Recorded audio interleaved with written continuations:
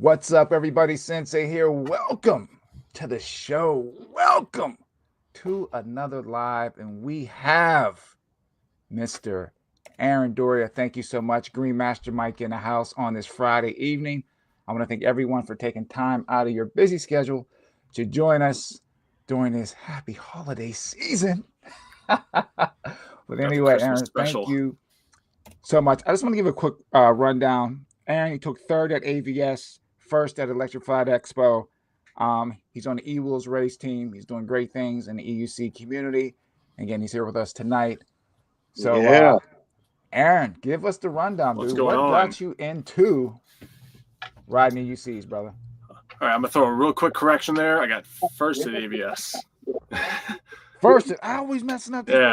Okay, so we got all good. First at AVS. Okay. Electrify Expo, I made it to the final race, but no podium. So okay. I think it's the second week where I end up getting the places mixed up. My apologies on that. No worries. Yeah, so what got you into riding electric unicycles? All right, so it goes pretty far back. Not the electric unicycle riding, but the idea of riding a PEV. Mm-hmm. I don't know if anyone's familiar with Casey Neistat on YouTube. Yes. So years ago, like maybe 2017, 2018, I would actually see him riding boosted boards. And I was like, dude, what is that? I'm like, it's an electric skateboard. What? And, it could go 25, 30, whatever miles an hour. And I was intrigued. I was really intrigued until I saw the price. And then I was no longer interested. And I just gave up on wanting an e-skate for years, all the way up until 2022. I seen someone in my local town was riding one, and I'm like, what the heck? And my dad and I were at a light in the car, and I just see this e-skate take off. And from where I was sitting, I couldn't see it, but my dad could. He goes, he's already at the next light. I'm like, what? I'm like, that thing is fast. And it just reignited that like dormant desire for a PEV, for an e-skate particularly. Mm-hmm. And I just went down the rabbit hole. Nice. And it started with, I'm just going to get an e-skate. I started telling all sorts of people that don't ride what I wanted. And they were trying to talk me out of it. Every one of them was like, don't do it. Dude. They're too dangerous. You're going to hurt yourself. Crazy. Exactly. I'm like, what do you mean? It's going to be fun, because it was one of those, like, you could either make the decision to take a chance and see it for yourself and how it's going to pan out, or you can always look back at it and go, I wonder what would have happened if I would have. Right. So exactly. I almost was going to get a scooter. Someone was like, just get a scooter, it's safer. And just a little context. So not only was there an interest in the e-skate, but there was an interest in having a small means of portable transportation. Mm-hmm. So got my first e-skate. I was riding with some friends back home, and they were all on EUCs, every one of them. Well, one was on a one wheel, but everyone else EUC, and I couldn't keep up with them. Month later, bought an EUC. Nice. And what was your first one? First EUC? I got a V11, InMotion V11. I got a really good deal on it used 2 years ago, $900, and I couldn't beat it. That's a good deal for that. So where are you from originally, Aaron? I'm from Lancaster, Pennsylvania. Okay. Oh, okay. I just moved out to California at the end of June. Wow, I didn't know that. I didn't know. So then when because I seen your videos before you moved. You had like one video I seen, and you were like doing some kind of lessons on a video or something. So there was something you were doing something on a video, and then when you came to California and you started with Roger, right? Like, because Roger's obviously your boy, right? So did Roger have a big influence on you being a racer? Because I knew he was fast. Like I knew that he was someone to strive to beat. Yeah, because I've seen videos when you're like off-roading with him, and he's like, "Come on, do it." Oh yeah, that was a year ago. Do it, and I'm like, "Oh man, And I could see it in your face, and you're like, oh no, and you're doing it, and I was like, hell yeah, dude. And now to see you from that to this, like winning races, dude, like you gotta be amped about yourself. You gotta be, right? Yeah, I mean, what started it was, well, we won't go a long story this time, but way back when I was younger, I wanted to race BMX bikes. Oh, okay. And I thought that was the coolest thing. I was, not even a teenager yet, and I thought that would be so cool. And I never pursued that. I've raced cars, other things, but I just had that desire to race, in my blood, right? So I would ride with my friends around town, and at first I couldn't even fathom, like right as I was getting into it, Amped Electric Games just happened, and ABS was around the corner. And I remember I was just starting out. I'm seeing these guys, and I'm like, I'll never be able to be that fast. Those guys are just crazy. I'm not gonna be that guy. But within a few months and playing around and getting better, and I started speeding up, and I was like, man, I don't know, am I fast enough? And what inspired it then is I had never raced with any of the quote unquote fast people. And I did my first trip to California, flew out in July last year to the Bay Area with my buddy Sean. Yeah, and we went to an intro to speed, and I got to meet Sho and Brian, Dillard, Maribel and all them. Maribel Vargas. Yeah, I got to meet all of them, and that sparked it. As soon as I got a taste of it, when I'm racing with these really fast people around the track, and I was like, oh, I'm racing. I'm going to be at the next race. That's awesome. All right, real quick, we're going to give a shout out to everyone that came in. We got Kit Kat, we got Sharon here, we got Roger. What's up, everybody? Maxwell, Fresh Bones, Insomniac, Mono Auto, Spartacus, Twisted, Electric Uni, Psycho. Make sure I didn't miss anybody. So again, thank you so much. If you can, hit the thumbs up. It's great having Aaron in here. It's always fun doing this with Green Master Mike. And yeah, so let's just continue through. Now, you got a big event coming up. You're going to China. And explain to everyone watching how you feel about that right now. What's going through your head? Ooh, nerves. That's a lot. First time going to an Asian country. So obviously first time in China. Language barrier, foreign land I've never been, like all that makes me nervous. And then you got the racing, and I'm more stoked about the racing. I'm excited. My strong suit is definitely paved surfaces. I know that I'm not super great, at least at speed with off-road. So I'm just looking to fight for a podium with the paved track. The off-road track, just for fun, really, and then just the rest of the trip. Like, it's exciting. It's like an experience I never thought that I'd have, and especially not 2 years ago. I would have never thought I'm going to China to race. So this is really exciting. Yeah, dude. I'm excited for all you guys going. Do well, and don't put so much weight on your shoulders. You know what I mean? Go there, have fun. Of course, you want to do well, but don't stress yourself out. You go win, man. You go win, man. Yeah. You go win, man. Okay. Hey, now I got another quick question, real quick. So, how are you guys doing it with your wheels? I mean, are you guys getting wheels out there? Because obviously, like the shipping and all that, are you shipping your wheels out there? Are you guys all staying in one place together? I mean, you guys. And then another thing, like the races that you're going to, do you know anything about the races? Is it like several races, 3 races, 5 races? How many laps?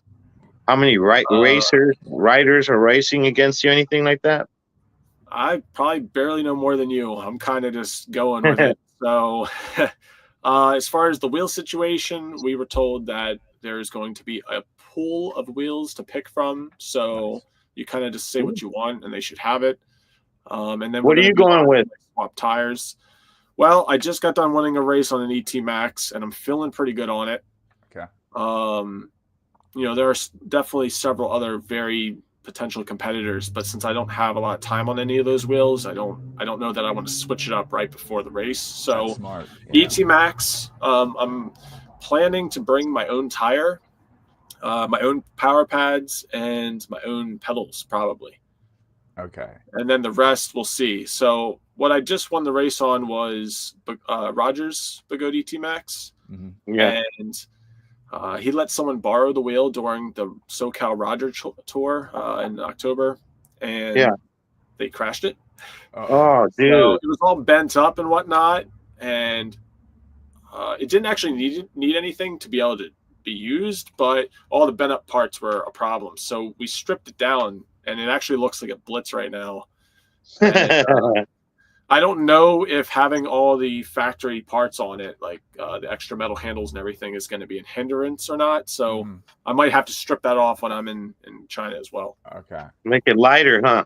Yeah. I mean, I'm used to how it feels now, and it's probably down 5 pounds at least.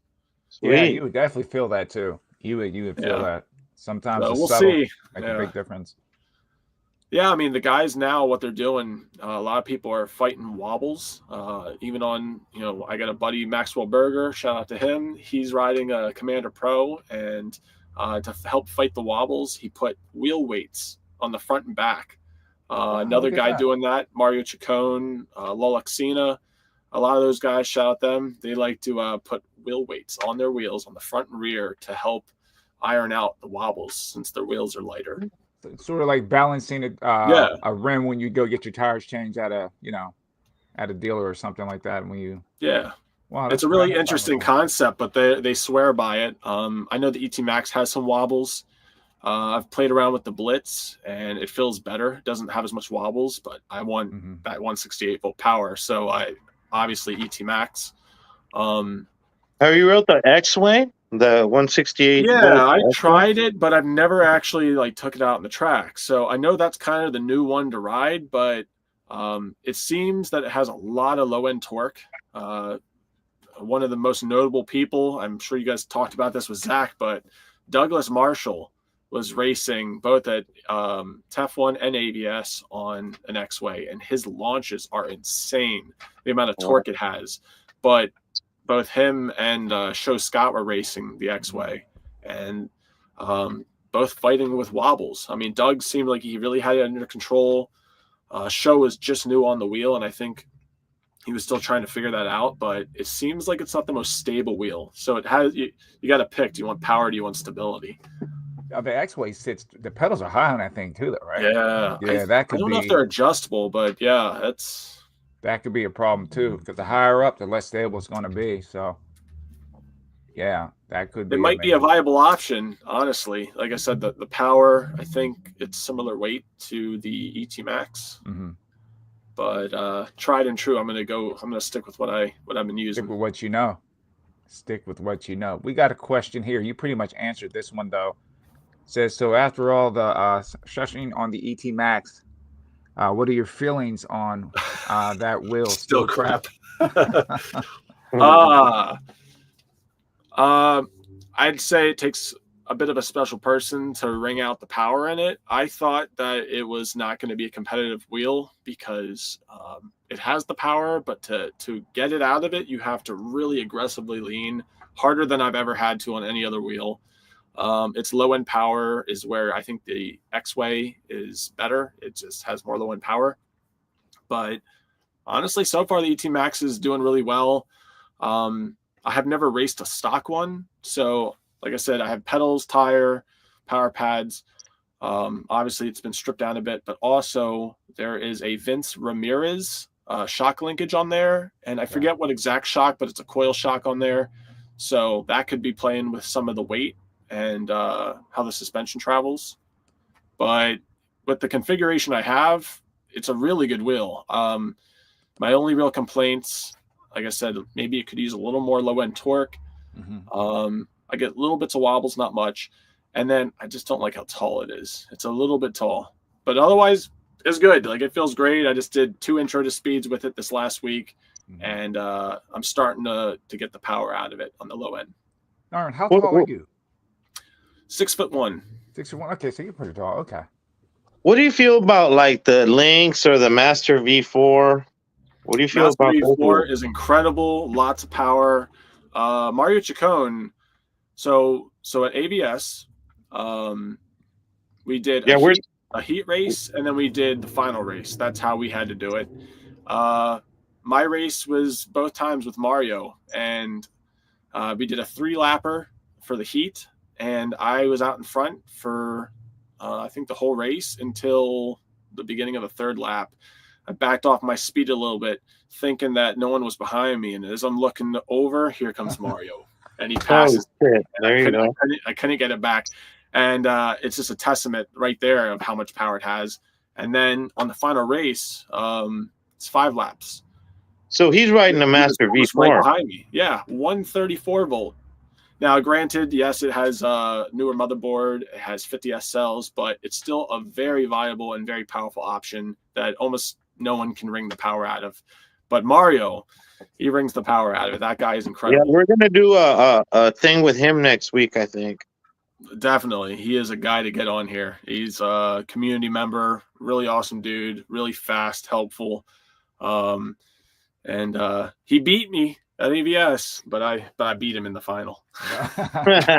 And he races e-skate too, right? Yeah, exactly. So he goes back and forth, and then he has the tired legs and still manages to go kick butt with a 134 volt in a sea of higher voltage wheels. To answer your question about the Lynx is really good. Some people struggle with some wobbles with it or some potential chassis flexing, but at the short track, it's really, really good. In San Francisco Electrify Expo, Roger had, on the second day, he had the fastest qualifying time on a Lynx. So once again, just proof that it's a very powerful wheel. It's light, lots of torque, good braking. My only real complaint on the Lynx, and this is something that they may have just fixed, they released a firmware update like a week ago that corrects some weird pedal behavior that I do not like. I like my pedals to be consistent, and they're kind of like this when you're racing. They're wavy. Yeah, and Roger still managed to pull the fastest qualifying with a weird filling wheel. Well, Roger's a beast, man. Great adventure pedals on there, moving all over the place. It's like I wouldn't be surprised if Roger just he does really good out there in China, dude. I wouldn't say he wins the whole damn thing, but he might, man. You know, he's like, he surprises me, man. Every time I watch him, I'm like, I just seen this last video that Marty did with him, where he's like riding behind him. This last video, I think he's doing the XWay, and he's just flying through that. Like, wow, dude, like insane. Yeah, dude. He's doing the single track, and he told Marty, keep up with me, because Marty was on the main section, and the single track is tight and bumpy, and you got branches and roots and everything you have to avoid, and he's just going through, and Marty couldn't even keep up with him. He's just flying. Man, that's funny. Okay, we got a XWay question here again. Let's see. XWay seems like a great wheel. The Panther seems very good too. Begode has really stepped it up. Have you got a chance to ride the Panther yet, or no? See it? I don't know what it even looks like. Okay. I heard that's going to be the next. It's a nice looking wheel. Yeah. 4,400 watt hours. So it seems like the replacement for the Master Pro. You know. Yeah, that's a big wheel, man. Just like the Blitz is the replacement for the Master, you know? Yeah. So Extreme Bull has the Commander GT Pro Plus. So I'd say that's probably the replacement for that or a parallel. What's the voltage on the Panther? Do you guys know? I don't think it's a 4,000 watt? Might be 4,500 watt. I don't know. I'll scroll down in the comments and someone will say it. Somebody will say. Somebody tell us. 168. I want to say, but I don't want. I bet you Roger knows. Roger will get that. Yeah, let's see if did he write it yet? Nothing. I don't see it yet. Yeah, I don't see it. It's a good looking wheel. It looks like kind of a cross between Abigail. And Hi, Abby. Another shout out. All right, we got more people coming in. We got Mona with Melody in here.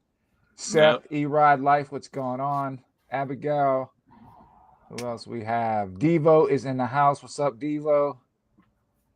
Will Brady. Everyone is TJ here yet? Who? CJ? He'll be in. Mario, what's going on? Yeah, man. It's again, thank you everybody for coming in here on this Friday evening, spending time with us. And this is something I'll ask you too. I always ask each guest, if you had to spec out a wheel, everything that you like, what would be your dream EUC with all the trimmings on it? From the battery, interesting question.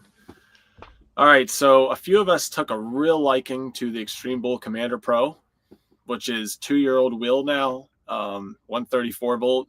They did do a refresh, I think, last year on it, where they upgraded the motherboard. They put a C40 rim on it, motor rim, and 50 SLs, and then it's 3,600 watt hour. And that was a real update, but they're still selling new for $3,000+. Yeah. So back in August, I picked up a used Commander Pro, the original one with the C38 motor, 50 E-cells, and I easily dipped on it at the San Francisco race. I ended up actually crashing trying to save it. I'm too heavy, and I was pushing too hard on a wheel that didn't have the power, right? Mm-hmm. So, but the thing that drew us all to that wheel is the balance, the way it handles. It just feels on point. It's mainly effortless, and it's kind of like you just point it and shoot, and it goes. Nice. But the only thing that really lacked in as far as like racing performance was the power. So a buddy ended up doing a custom setup on there. I won't go into details, but he made a faster wheel. I ended up also doing something. I ended up swapping the newer motherboard that came in the Commander Pro 50S into the wheel just to get a little more power out of it. So that was my race wheel up until AVS. And Roger was ever so nice to let me borrow his ET Max. So to answer your question, the handling of the C Pro is so good. But if we could get, like Extreme Bull in this case, to upgrade the power of it to, let's say, 168 volt, or maybe the 210 or whatever's coming next, to have that power with that handling would be my dream paved racing wheel. And then if I could just get it to have the suspension of a Leaper Kim wheel, gotcha. Chef's kiss. Gotcha. Okay. Yeah. I know there were some people, well, you haven't seen a lot of videos on it yet, but people were talking about the balance of the Griffin. But okay. I haven't really seen anybody push it to the limit yet. They're talking about how good that wheel feels. Now, the suspension, it's air suspension. I don't think it has the hydraulic, but they're talking about how, because I think it's 151 volt, if I'm not mistaken. Yes. Yeah, Griffin. Yeah. And the balance of it, because the pedals are lower. So we'll see. Maybe that might be the surprise race wheel. The Blitz could be good, but I went with 134 volt. If they would maybe update it to 168 or 210 or whatever's coming next, that would be very potentially an amazing race wheel, because it's very balanced. It's light. That was part of them when they were building it, was to make it as balanced as possible, while still maintaining a lightweight wheel. And that's normally you don't get both, or at a trade-off of agility, how easy it turns in. But Roger putting down times on a blitz, Brian Dillard putting down times on a blitz. So they're proving that even with 134 volt, it's still capable, but I want more power. I think voltage is the future. We should all be striving to have more powerful wheels. In the case of the Griffin, I'm not sure. I know a few friends are supposed to be buying it soon. Maybe they'll let me try it. Oh, they got to let you try it. But, I mean, it's supposed to be the Lynx competitor, right? So when the Commander Pro came out, that was the Sherman S competitor, and it blew the Sherman S away in terms of power. So what's the Blitz do to the Lynx, right? Because the Lynx is incredible. Like, Leaper Kim really stepped up their game in the performance part. So, yeah, I'm excited. We'll see what the Griffin does. Nice.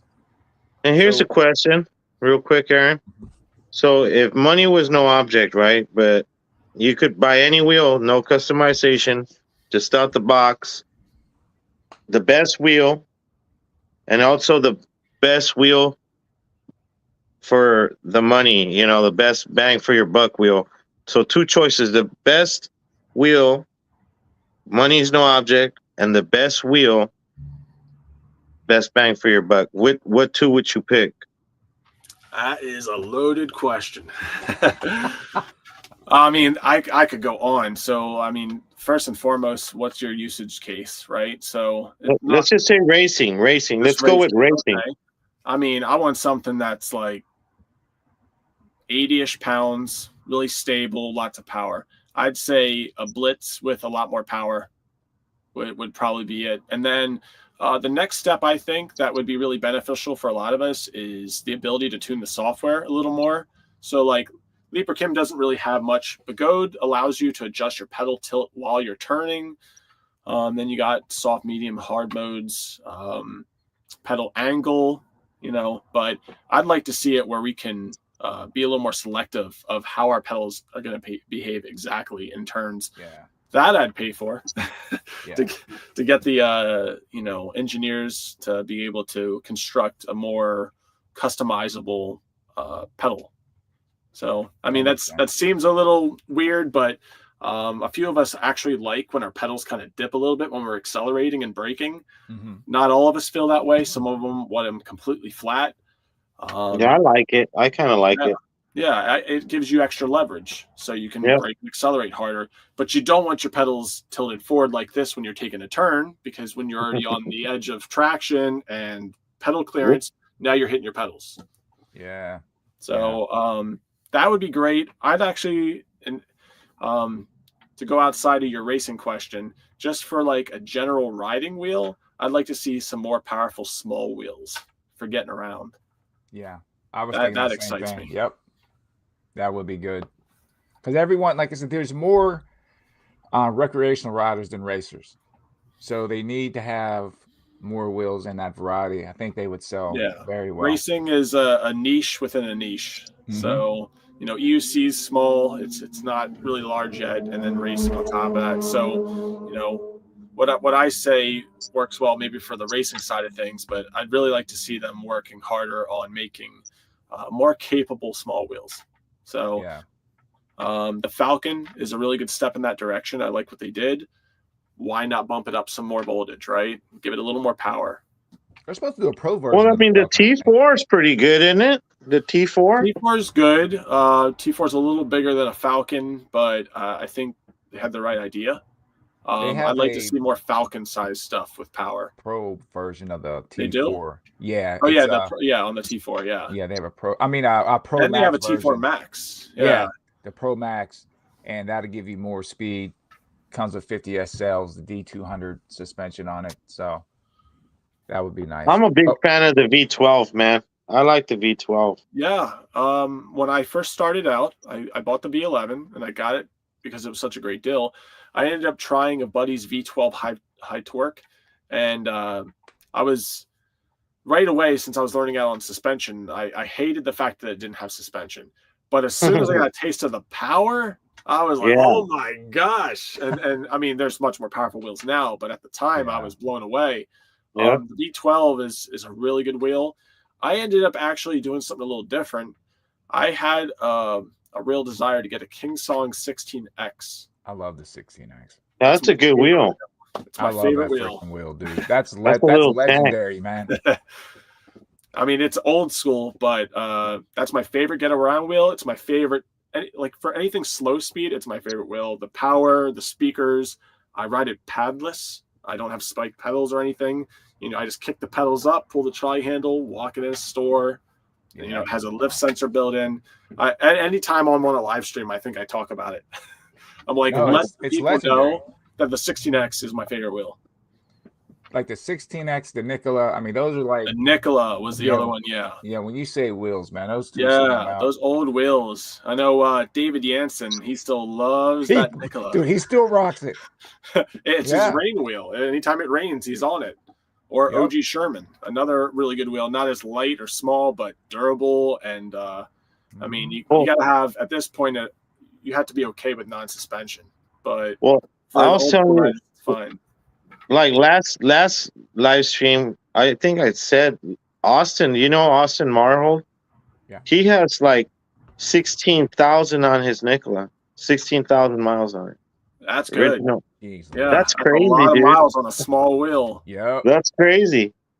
And when you factor in your average riding speeds, probably only like 20 miles an hour on something like that. Whereas like on the newer wheels, bigger range wheels, you're probably doing 40 average. You know, when you're going on like a real ride.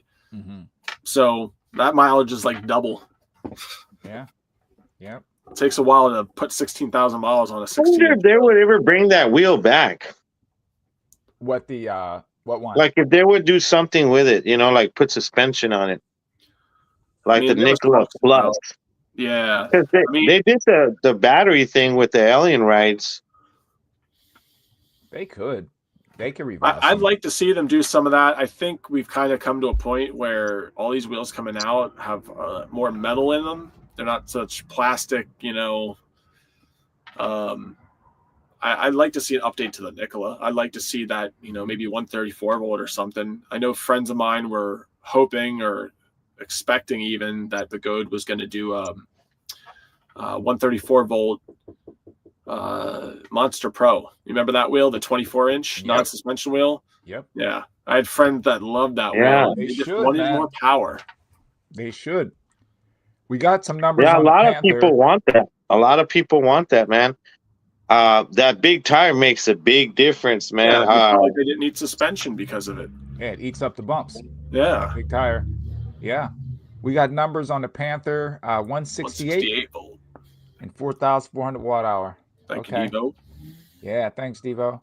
I mean, I'd had to see it side by side, but I think those are the same numbers as the Commander. Yeah. Was it GT Pro Plus? But what motor does it have though? What is it? The C38, the C40, and what's the watt on the motor? Is it 4,500 watt motor? I mean, what? That's what I think. Specs on it.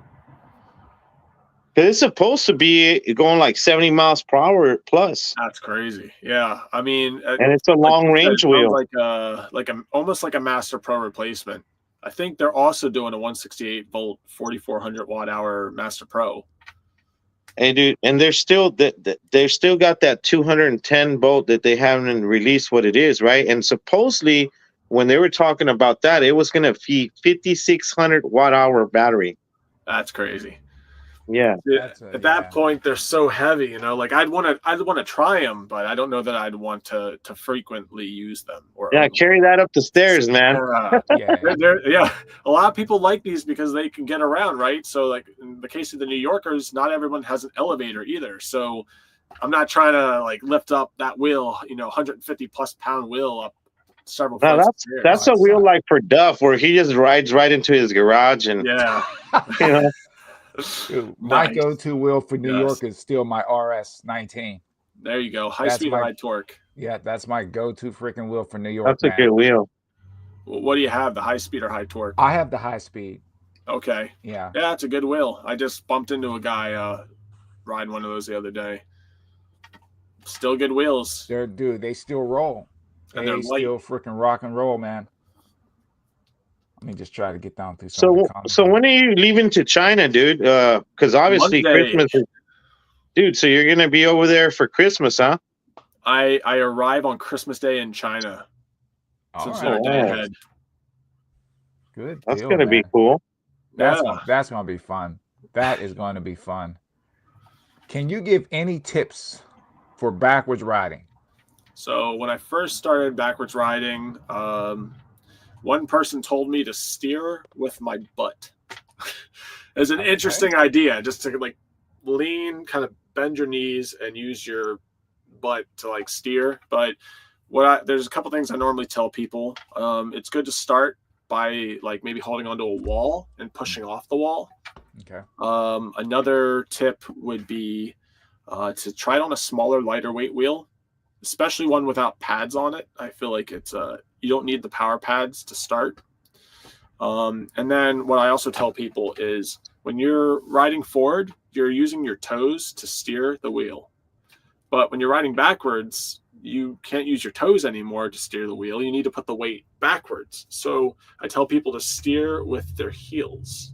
Oh, makes sense. Yeah, that's a good so idea. you want to start going, to your right. Doing that. Start putting a little more weight on that right heel. That makes a lot of sense. Yeah, that does. CJ, what's happening? He made it. He's here, huh? Yeah. Yes. So start off maybe like with a 16X. That would be a good wheel to start off, right? That's an excellent. So I thought this was how I did it, right? I had the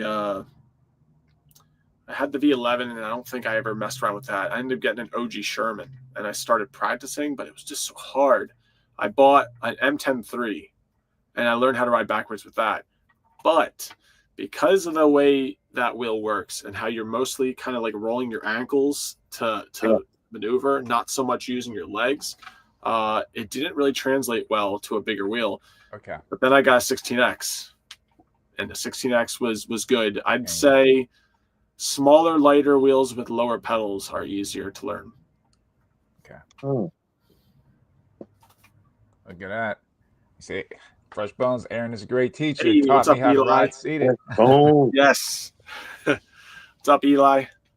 That's awesome. I was at Intro to Speed, and he's been riding a little while, and I didn't know that he didn't know how to ride seated, so we just went through it together.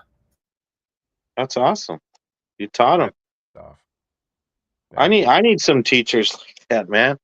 I want to learn to ride seated, man. I can ride 60 plus miles per hour, but can you believe I can't ride seated, dude? It just blows me away, man.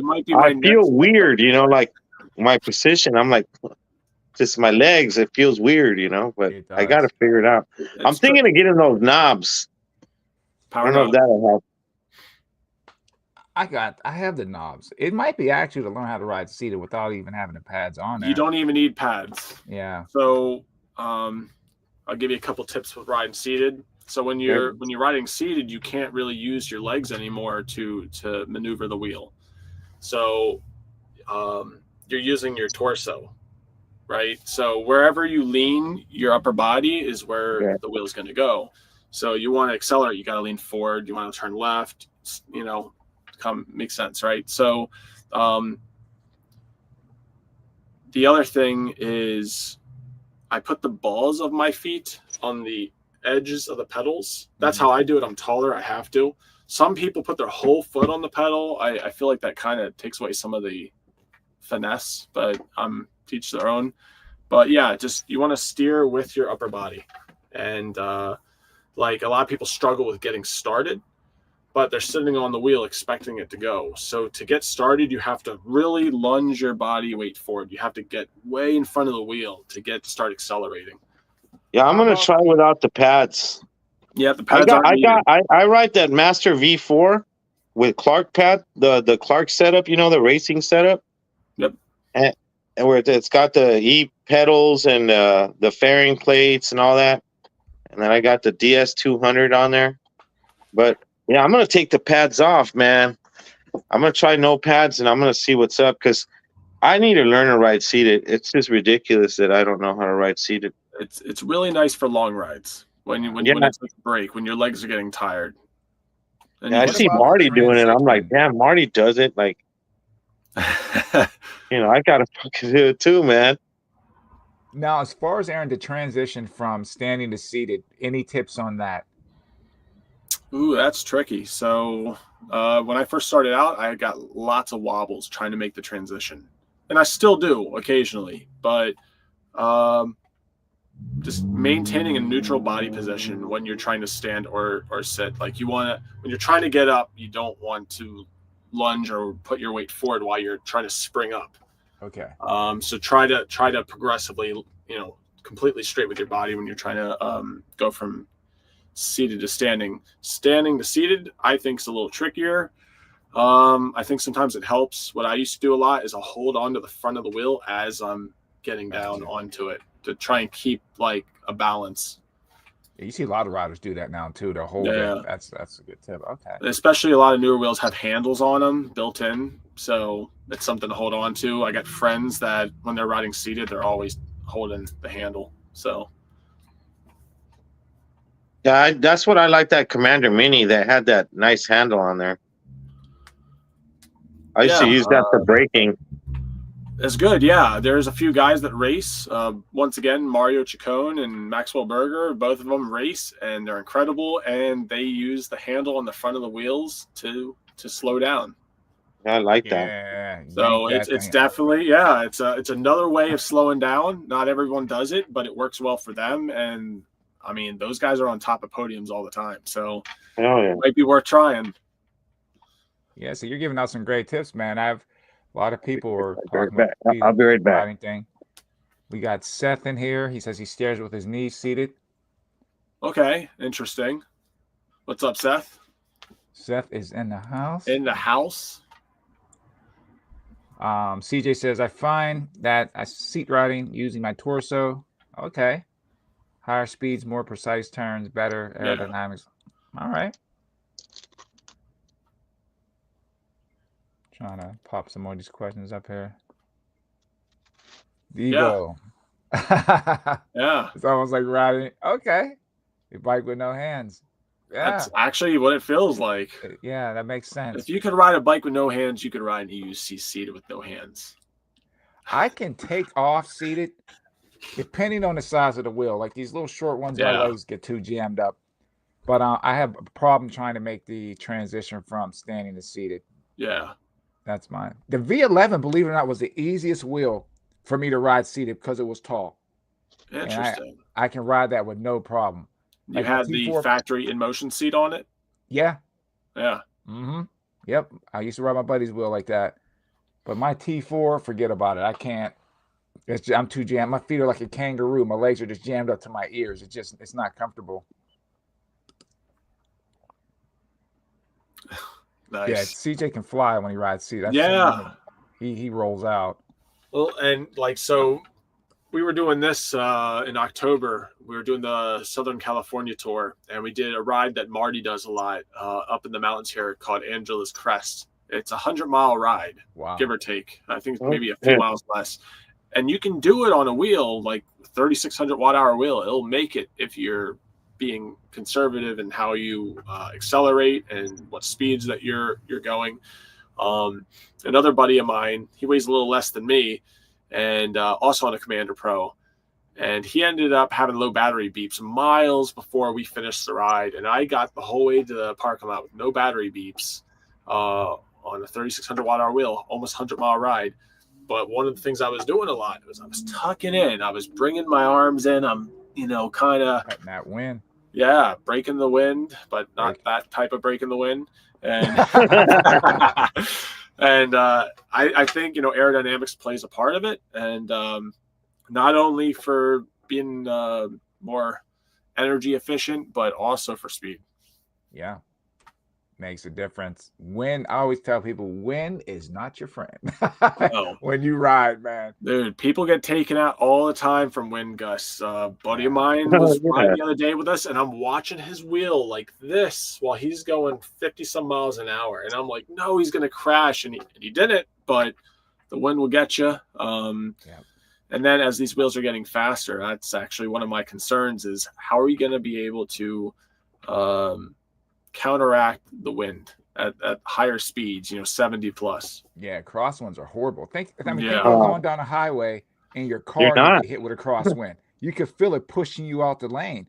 And that's a 3,000 what's the fastest you've gone, Aaron? Ooh, that's a good question. Wheel speed, probably like 65. Actual, probably didn't break 60 GPS. So that was the ET Max.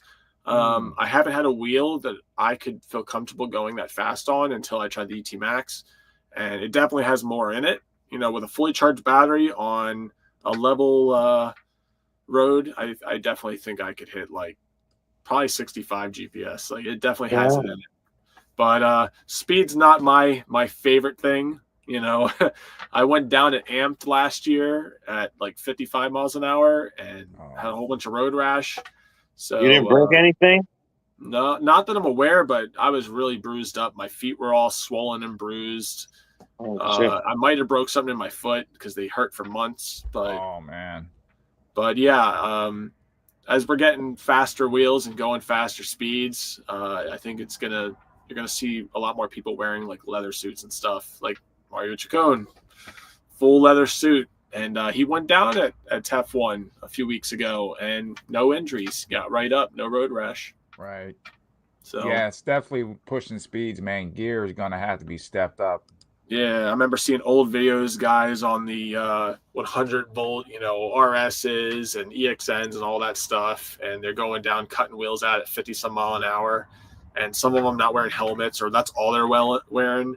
Yeah, and they're all messed up, and I'm like, those days are gone. We Yeah, we gotta gear up for high speed now. 100%. Yep. Yeah, And the I thing gear is, up big time. and same thing with just wearing like elbow pads. You go down, pads shift around. So, you know what I mean? So you got to get something that's going to cover that bare skin, man. Have you broke anything, Aaron? To my knowledge, no. No, not yet. Just kidding. There you go. Yeah, I don't want to jinx it, but I've had some bumps and bruises that maybe could have potentially been broken parts, but hasn't happened yet, and I hope it doesn't, because that's not fun for anybody. Nah. Yeah, I broke my collarbone already. Yeah, I didn't know you broke your collarbone, dude. Didn't know that. Here's a good quite well, not even answer this. A statement. It says, almost bit the dust in a gust of wind on 45, almost went into oncoming lane of traffic. Yeah. We lost a rider like that, if I'm not mistaken, a few months back. Because lost control of the wheel and went to the opposite lane. Yeah. That's not cool. Yeah, that's scary. I don't know if I don't think it was caused by the wind. I think the rider ended up losing control, but gone into the opposite lane of traffic. Oh my goodness. That's why I don't think they're gonna ever go that fast, dude. Because like, what's gonna protect you, like Aaron says, from the wind going 80 miles per hour? Nothing. It's suicidal. I mean, I would say stick to doing it on a racetrack would be the best bet. As these wheels can go faster, people might see others racing or going those speeds on YouTube videos and want to try it themselves. And I feel like it's another one of those certain time and place, because if you're fully geared and you're on a racetrack, what is there to really hit? You go down at 70, you see like MotoGP riders, they go down at well over 100 mile an hour all the time. I've seen a couple crashes on YouTube where they're like over 200 miles an hour or close to even going those speeds, and a lot of them get up and they walk away. But 20 mile an hour into an oncoming car, even, that could be it for you. So I'd say like ride within your means. As we have wheels that can do those speeds, try to, pick smart locations to do stuff like that. Yeah. I mean, that makes sense. The thing is too, like you go down, you could slide. What are you going to hit? You go down at 40 miles an hour, you slide to a car, into a curb, or hit. Yep. Ask Roger Hajali how it felt when he hit his leg when he crashed into a curb. He's gone down plenty of times. He gets away with it. He's okay. Minor bruises. TEF1, he crashed at the finish. He walked away from it. Just little minor bumps, bruises, some little bit of road rash on his hands. But that time when he hit a curb going probably still 20 plus mile an hour when he hit the curb, messed his leg up. Yeah, so, that one. Was that the one when he hit the speed bump and went underneath? Yeah. So he started getting a wobble, and then he was trying to save it. Then the speed bump just took him out. And it's not, people often say like, it's not the speed that kills you. It's the sudden stop. So the same thing with getting injured. If you're just going to slide down the pavement and you have full leathers on, you're probably going to be fine. But if you hit something at speed. I broke my collarbone going like 5, maybe 10 miles per hour, dude. And that's all it takes. Crazy. Yeah. Batter or wrists, you put your hands down to break the fall, and there goes your wrists. There goes your 2 weeks into riding. That guy with that V12 high torque I said about. Yeah. I didn't know he was a newer rider. I was a newer rider. His battery was low. It was like 30 degrees outside. It was cold. For those people that are not from America, that's cold. That's like -1 Celsius. And I challenged him to a drag race. I was like, yeah, let's go just for fun. He just keeps going beyond the beeps, everything. His battery was at like 15%. I didn't know. And he cuts out at like 35, 40 mile an hour, falls on his arm, breaks both the bones in his forearm, and his hand is just the whole arm is hanging there. Yeah. I ended up bringing him to the hospital after Aaron, that. what did you do? I brought him to the hospital. I felt so bad. I even apologized to him.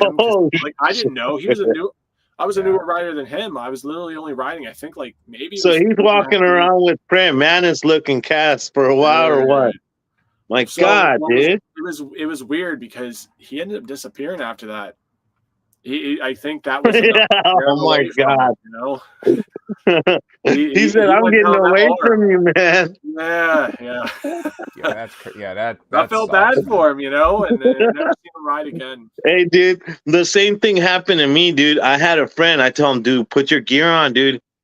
He's like, "I'm a professional skateboarder." I'm like, "I don't care, dude. Put your fucking gear on." He falls, man. His elbow starts popping out. I run up, I yank on his arm and pop it back in place. But he's screaming at the top of his lungs while this is happening. We take him to the doctors. They put like some kind of RoboCop gear thing on there. I haven't heard the last of it. It's been 3 years. Hey, he never ever came back to EUCs after that. Yeah, yeah, dude. All it takes is one good crash, or we had a guy on a group ride. Won't say his name, but he thought it was a good idea not to wear a helmet. Oh no! And we're hitting speeds over 50 mile an hour that day. And I think he was wearing like elbow pads and knee pads. But I'm like, "Where's your helmet at?" And I don't want to blow up who it is, but basically he said he's athletic. He's done American Ninja Warrior, and he can avoid. I know who it is. Yeah, he said I can avoid having a bad fall. I'm good at this, and I was just like, "Hey man, I'm just looking out for you. I don't want to see you get hurt." That day he crashes and he falls, and he said he would be quick to do whatever, to put his arms out, whatever. He fell right on his face on the pavement without even putting hands out. He couldn't react fast enough. Oh man, dude.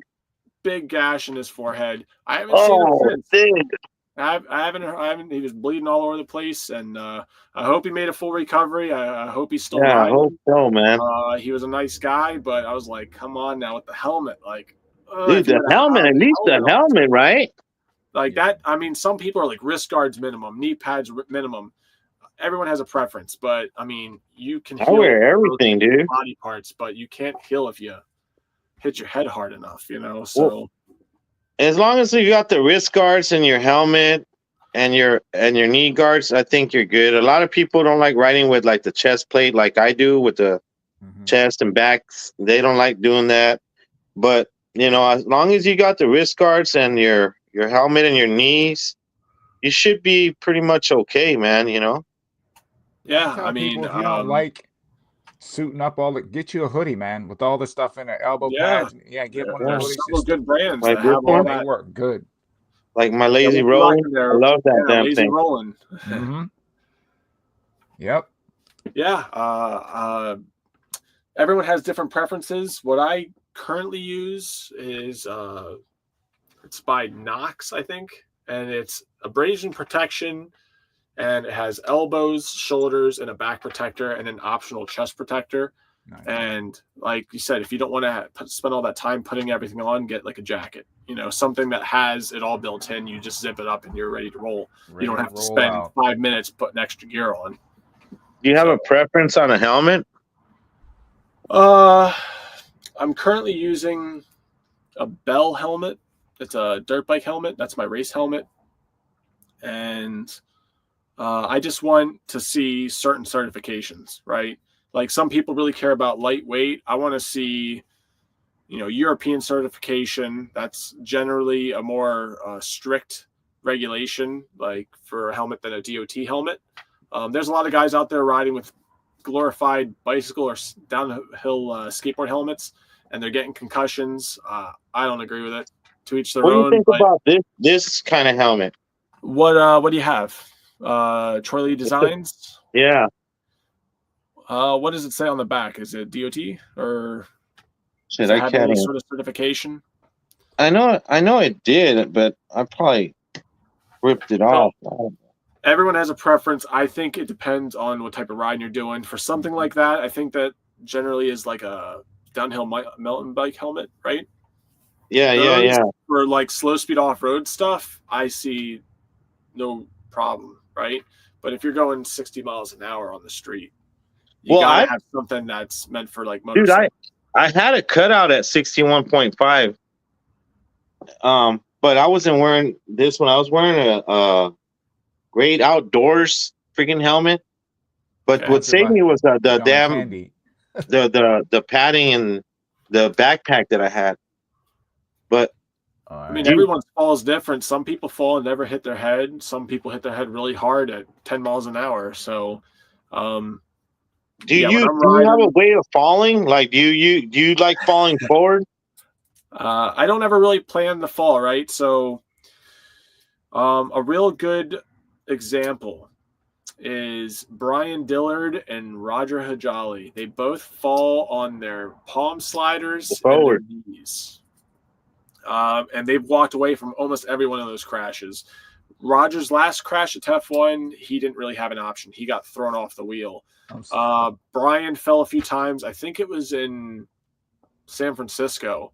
And he's always been able to do kind of like a cat. You know, they know how to fall. He's always in palm sliders, knees. He couldn't do that even at that race. To say there's a right way to fall, I really don't know. But I don't like going face forward. I don't want to be. Yeah, me neither. So I do a turtle and just fall on my back and slide. I mean, some people say it's good to like kind of tuck in, so you don't have your extremities and like everything flipping and flopping. Yeah. I kind of just go ragdoll. I'm just like, I'm ready. I'm here. I'm getting. Let it happen. Let it happen. Yeah. I think the best thing you could do is not so much how you fall, but what you're wearing when you're falling. Yeah. Just right back to safety gear. So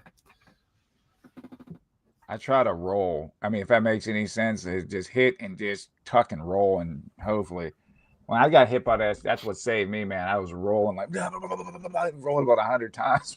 Oh my goodness! Yeah, it was nuts, man. But and you're here to talk about it. Yeah, I still don't know how I'm here. I got hit probably about 40 miles an hour. It cracked me good, man. Oh my goodness, it hurt.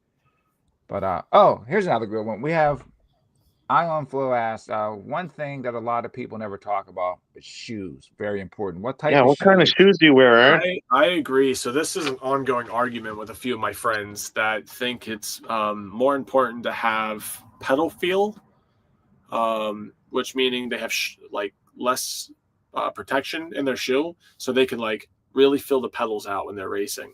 And that's their preference, their prerogative. I said when I crashed at Amp last year, it messed my feet up. I had all the bruising and swollen. And after that, I vowed to only wear protective shoes when I'm racing. On the street, maybe I'll wear sneakers, normal sneakers, but I want something that has protection for both of my heels, or both of my ankles, my heel, my toes. So some kind of boot? Boots are good. I'll show you what I currently wear. I wear these Dionysi. There's dirt on them. Dionysi motorcycle sneakers. It's a little, they're worn, but they have some grip on the bottom. That's important. A lot of motorcycle shoes don't have any type of pattern or anything that like gives it real good grip on your pedals. So these have a reasonable amount of grip. The toes are pretty hard. It has ankle protection on both sides. A lot of them only have it on the outside. This has on both sides. It has a really, really hard heel. Like you can't compress that, so your heel's protected. And then the sole of the shoe is really stiff.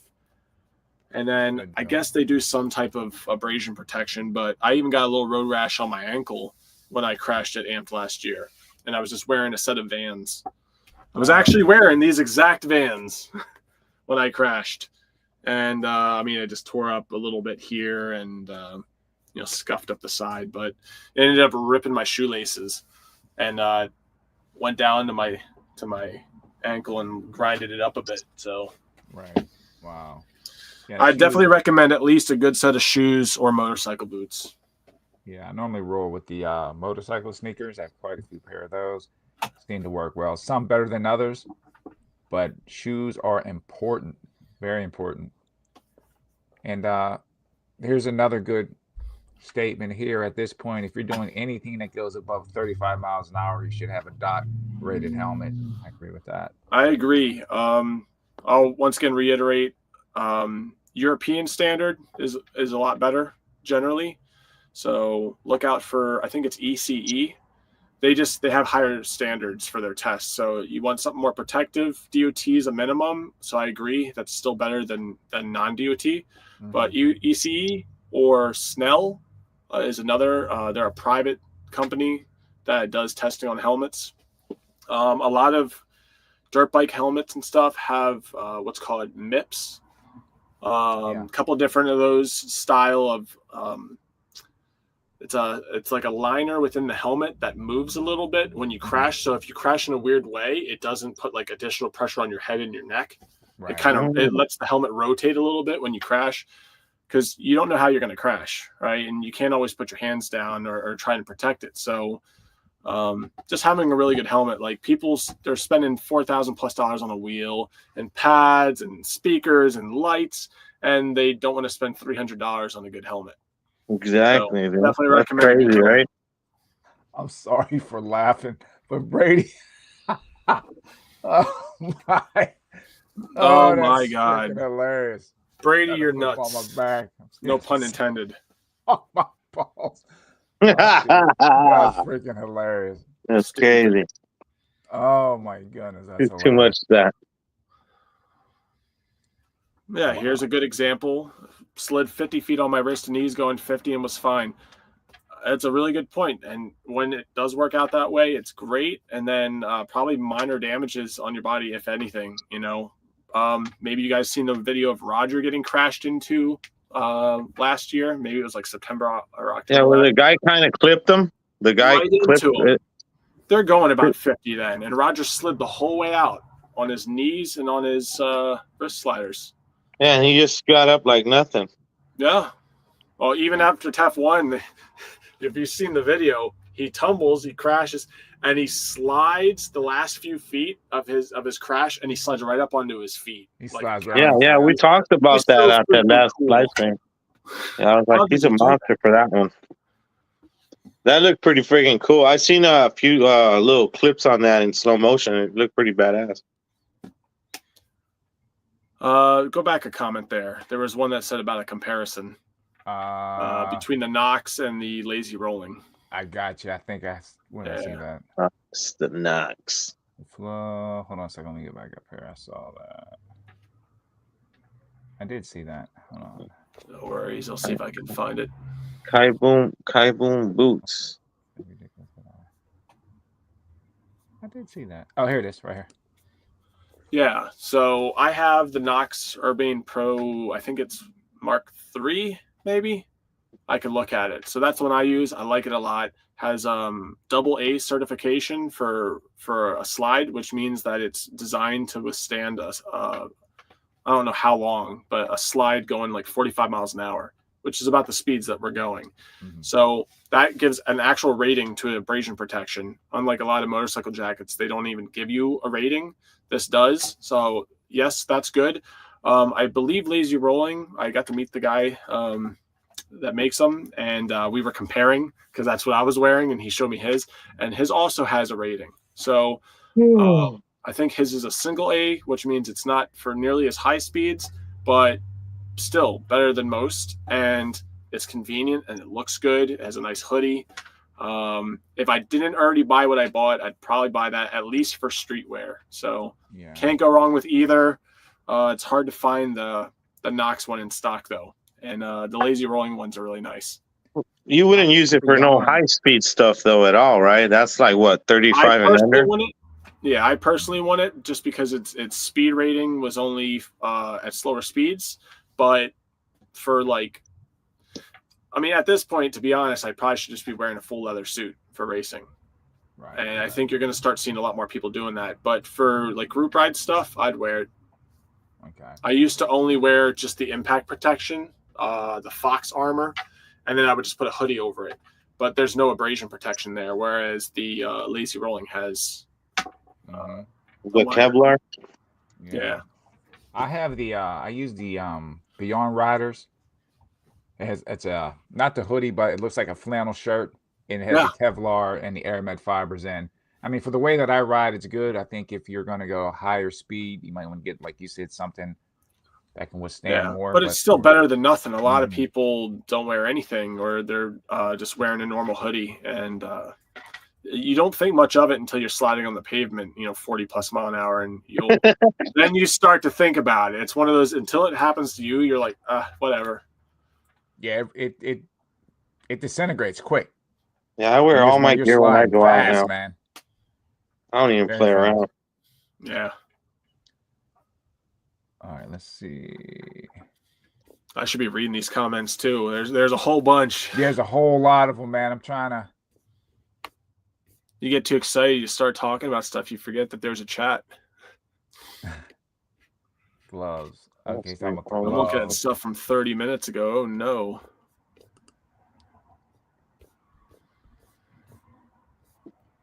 The palm sliders. Wow, I'm gonna have to keep up with this. This is the femur. Yeah. I heard it was your forehead, but I don't know.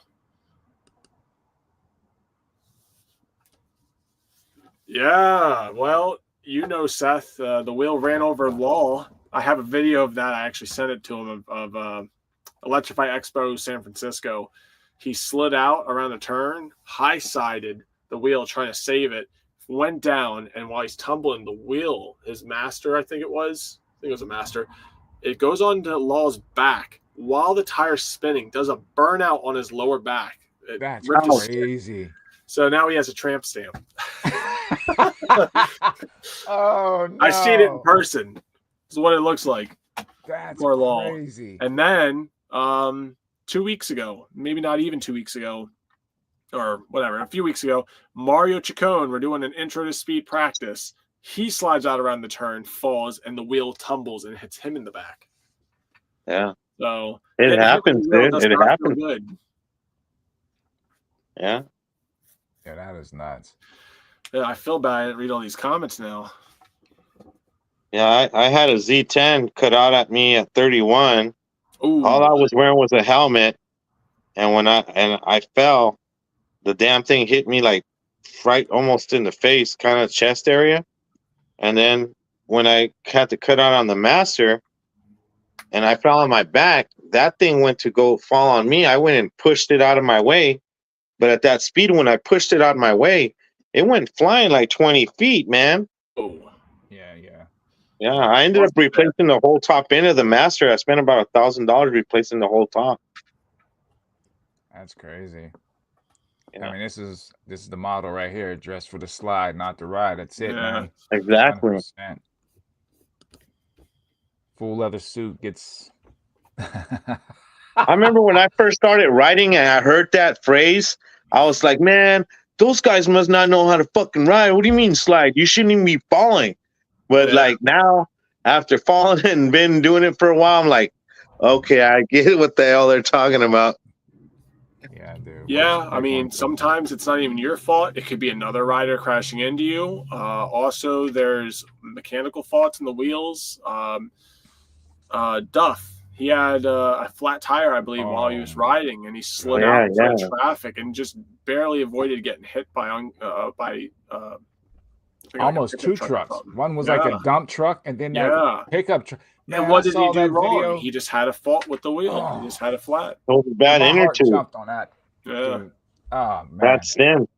You never know. I had a TEF1. I raced all day, no issues.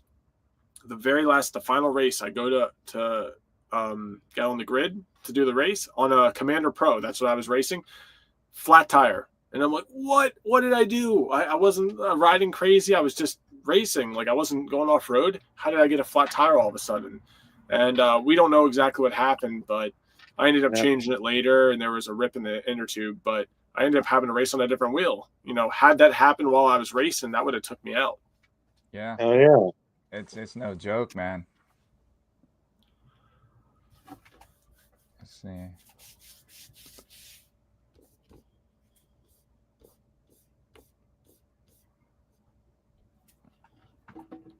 Hey, B-Rise here. Well, he was. This is all 30 minutes ago. I think we caught up here. Brady. Oh, I got to give a shout out to Z Wims. I don't know if he's still Weems. That's Will. Yeah. He's always here. That's my man's. Yeah, he's a good dude. New York in the house.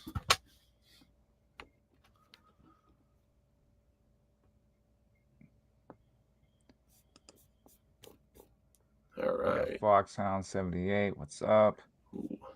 So when you guys go out to China, Aaron, are you guys like representing the E-Wheels team when you go out there?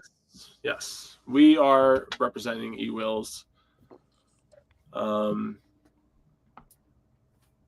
we go. I'm just reading the comments here coming in. Yeah, so like a lot of us on opposing teams, we're all still cool. We're close knit, cool group, right?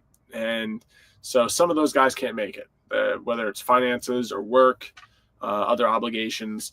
And so even though we're personally representing E-Wheels, we're still representing the U.S. and our friends on the West Coast, our friends all over. And we're just excited that we're able to go out there and perform. That's awesome. Yeah, that's hell yeah, stuff, man. I mean, this is a chance of a lifetime, man. Yeah, America. Hey, I didn't know if I wanted to do it just financially. It's a big, expensive trip, and I was like, you know what? If I don't do this, I'm gonna wish I did. Yeah, so you're kicking yourself square in the ass. Send it. Yeah. Just go do it, man. Exactly, dude. Go win this shit. Yeah. So Foxhound, that's Maximus. That's my dude, New York. You know Maximus, right? New Jersey. Yep. Right. Yep. Oh yeah. Seth says, what pressure you guys like riding at? Where he's responding 38 to 40. Fun enough. When I'm racing on pavement, I actually normally race at 21, 22 psi. Low pressure. Real low. And this is something that I wouldn't have personally done, but Roger, he told me last year, he goes, that's what I raced at, about 21 psi. And so you like the corners, huh? Well, I think what it does is the less your tire pressure, the bigger the contact patch of the tire. So in theory, that means more traction because you have more rubber meeting the road. So, I mean, I still have slide outs, but generally speaking, that pressure has been really good for me. So it helps. You know what's crazy? And I've recommended this video to, I don't know, every time I get a chance to say it. Is there any food? Mike, he put out this video like maybe 3 years ago on tire pressure. And one of the things he said, a lot of people ride with their tire pressure too high. And he was breaking it down. And I ride at like 28. And I like that. Yeah, 28 is pretty good for me riding. Just Jersey roads. I ride with high pressure. You know, just in case I hit a bump, but I haven't bent my rim or anything, and I normally stick around 38. I had it up to like 31 the other day, but I dropped it down a little bit. But it's also your weight too. This is my opinion. Again, everyone has their preference. It's like a basketball when you put too much air in it. You dribble it a little bit, thing bounces over the rim. You know what I mean? It gets too. That, and you can't even hold it. Nah, you can't. Too much pressure, yeah. It can't, and it's too active. So you hit a little bump, and you're going high speed, and you're just like this, and it just forces wobbles, man. Well, exactly. So a lot of people go real high pressure, and it induces wobbles. So I ride like 40 psi. That's crazy. I can't. Yeah. I would go. So, I mean, there's a lot of things like you can, dissect this, right? So, I did Will Life Rally last year, and we did. Excuse me. The course was mostly like sand or really loose dirt, and even with a knobby tire, I had no traction, and I was racing with like 35 psi or something. And I thought, oh, it's a knobby tire. It's going to grip. And I ended up doing really poorly. And the following day, it was a 2-day event. I was like, I really think I ought to decrease my tire pressure. I put it down to 20 PSI. And out of nowhere, I had traction. I could rip the track. I was sliding, but I was controlling it. Before I was sliding, and the wheel would just want to wash out from me. I just dropped the wheel where I couldn't accelerate. So in that case, right, like it was helpful to have low pressure. Before we had suspension, you didn't want to bend your rim, so you put up higher tire pressure. Or if you were one of those risky fellows, you would put lower pressure because you wanted to absorb the bumps better, but now you're playing with fire. Well, yeah, there's like everyone's different. Like you said, weight. You said, if you're a heavier yeah, rider. well, wait. And then like the road, like you said, because like I live in Mexico, right? But I live right on the border of San Diego and Mexico. So I work in San Diego and I live in Mexico, right? And the roads are shitty here, dude. So like that's why I have high pressure. But when I go and ride in the beautiful streets of the US, right? Because they're like beautiful. I mean, it's like day and night. Yeah, I'm like, damn, it feels like I'm on ice. You know what I mean? Then I lower the pressure down to about 32. I weigh like 180, 185. I'm about the same weight. Yeah, I got a little weight on you guys. Yeah, I'm about I lost some weight, so I'm about 180 right now. Yeah. Ultra Supreme asks, why does it hurt turns? Low PSI. Oh, let me put this up here first. Oh, I put it up there already.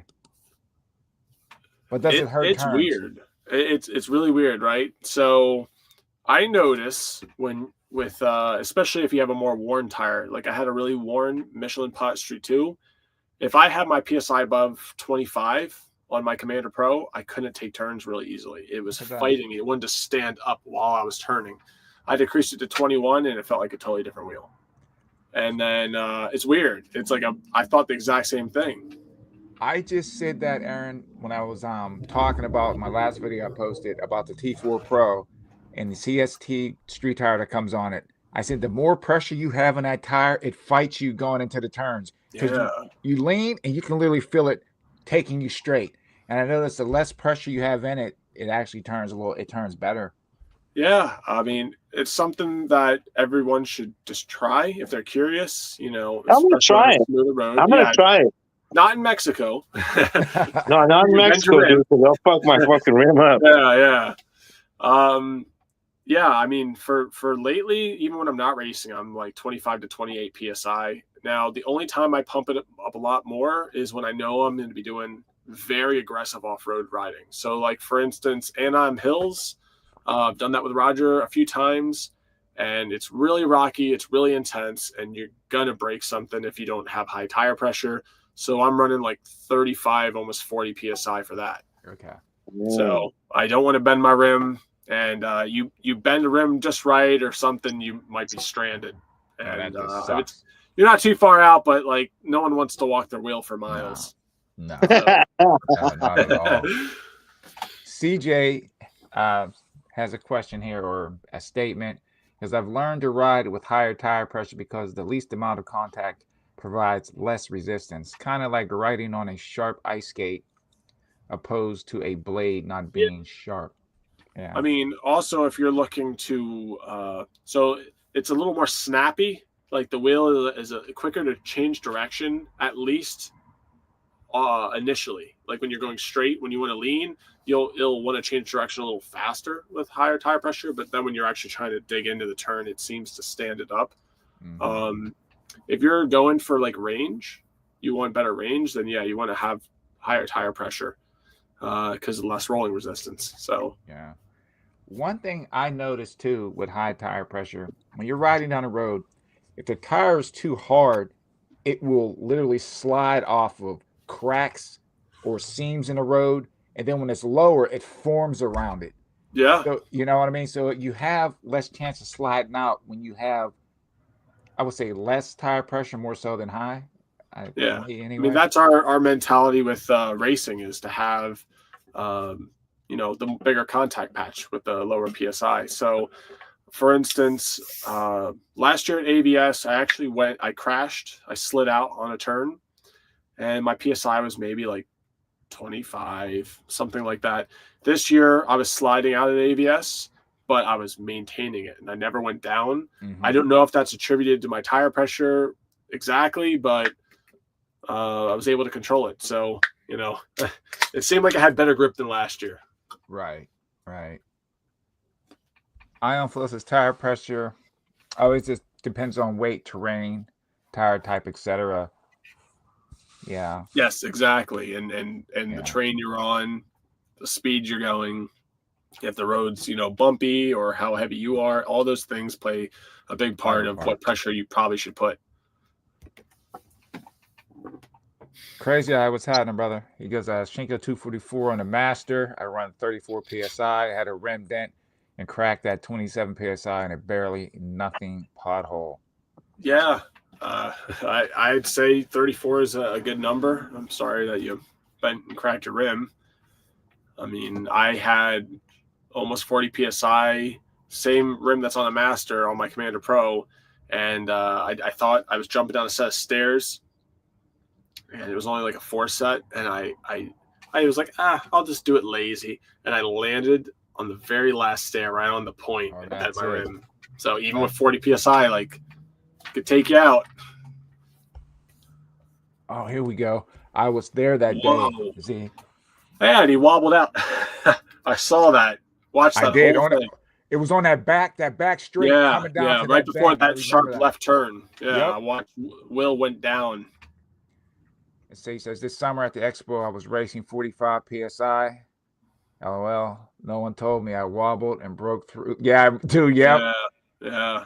Yeah, I think a couple of us were talking about that, and we're like, that was what happened, man. You gotta, because the Blitz isn't really a wobbly wheel, but if your pressure's too high. So next time we see you out there, Will, when you're racing, try something like 25.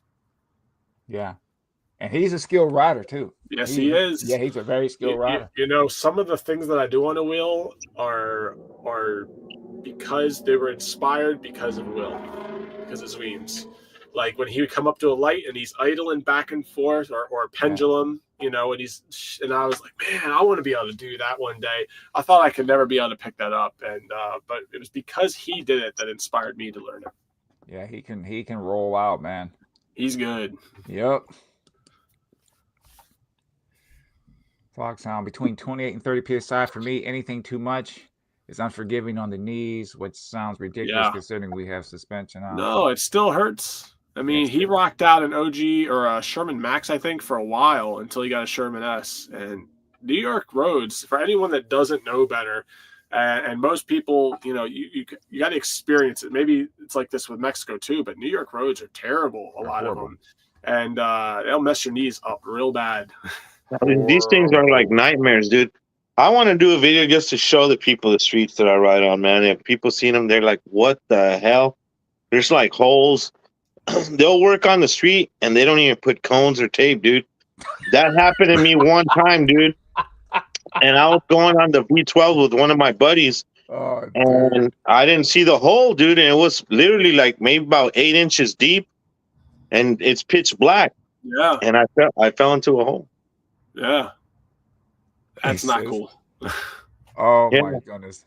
And he was getting chased by chihuahuas. By chihuahuas. Packs down in Mexico, yeah. That's really what happened. He was just embarrassed to say it. Nah, and then the cop pulled me over and gave me shit over it, and I didn't even do nothing. Be like, you guys should be putting cones up. What the heck? No, they don't, dude. They're fucking crazy out here. Vince's the goal. He said, lower my tire. Okay. Yeah. The food's great, though. The food's awesome. Right?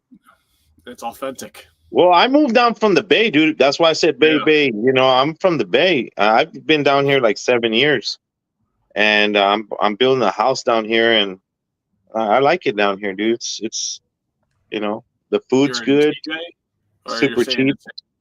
That you're building the house. Yeah. Retirement. Nice. Good deal. Z saying, well, I hope to improve because turns was where I was getting nervous and worried about slipping out. Yeah. Now I'm going to, lower it. I feel like I was getting a bit 21 more PSI in New York Electrify Expo. And I mean, I had one little slide out on the really sharp hairpin turn right near where you wobbled out. And otherwise, 21 was fine. It was grippy. Mm-hmm. Roger in the house.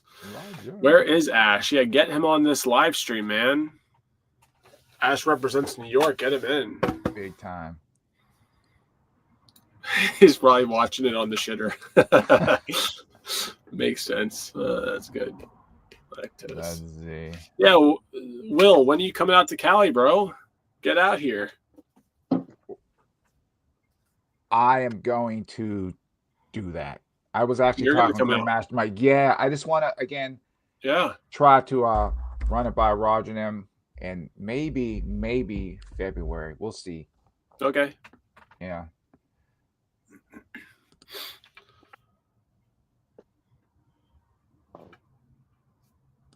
Let's see what we got here. How do you like the TNT tire? Well, there's two TNT tires. There's the off-road and the on-road. Both are actually really good. And they're designed to be tubeless, I believe, both of them. So I've experienced both on a Sherman L and another wheel or two. Seem good to me, especially if they're cheaper. That today in one of his videos, the TNT, he likes that. Yeah, the TNT's good.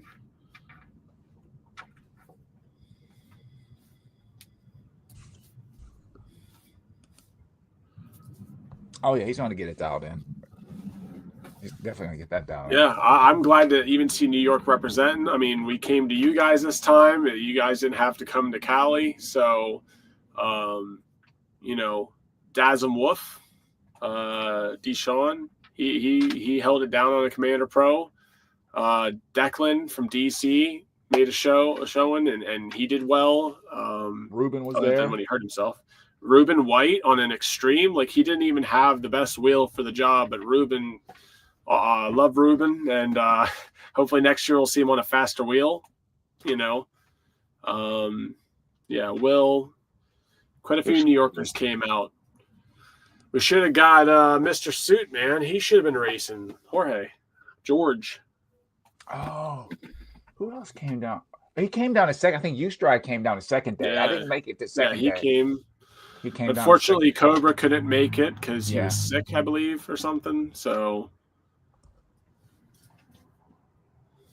all right. Do you guys trust racing that NOSFIT wheel? That's a good question. So, my only experience with it, we went for a ride. Well, I tried it briefly, but we went for a Fullerton loop ride, and the teeth on the suspension adjustment broke, and then they had a replacement for it. That was the first version, and it wasn't strong enough, and they knew that, so they sent out the correct pieces to put on.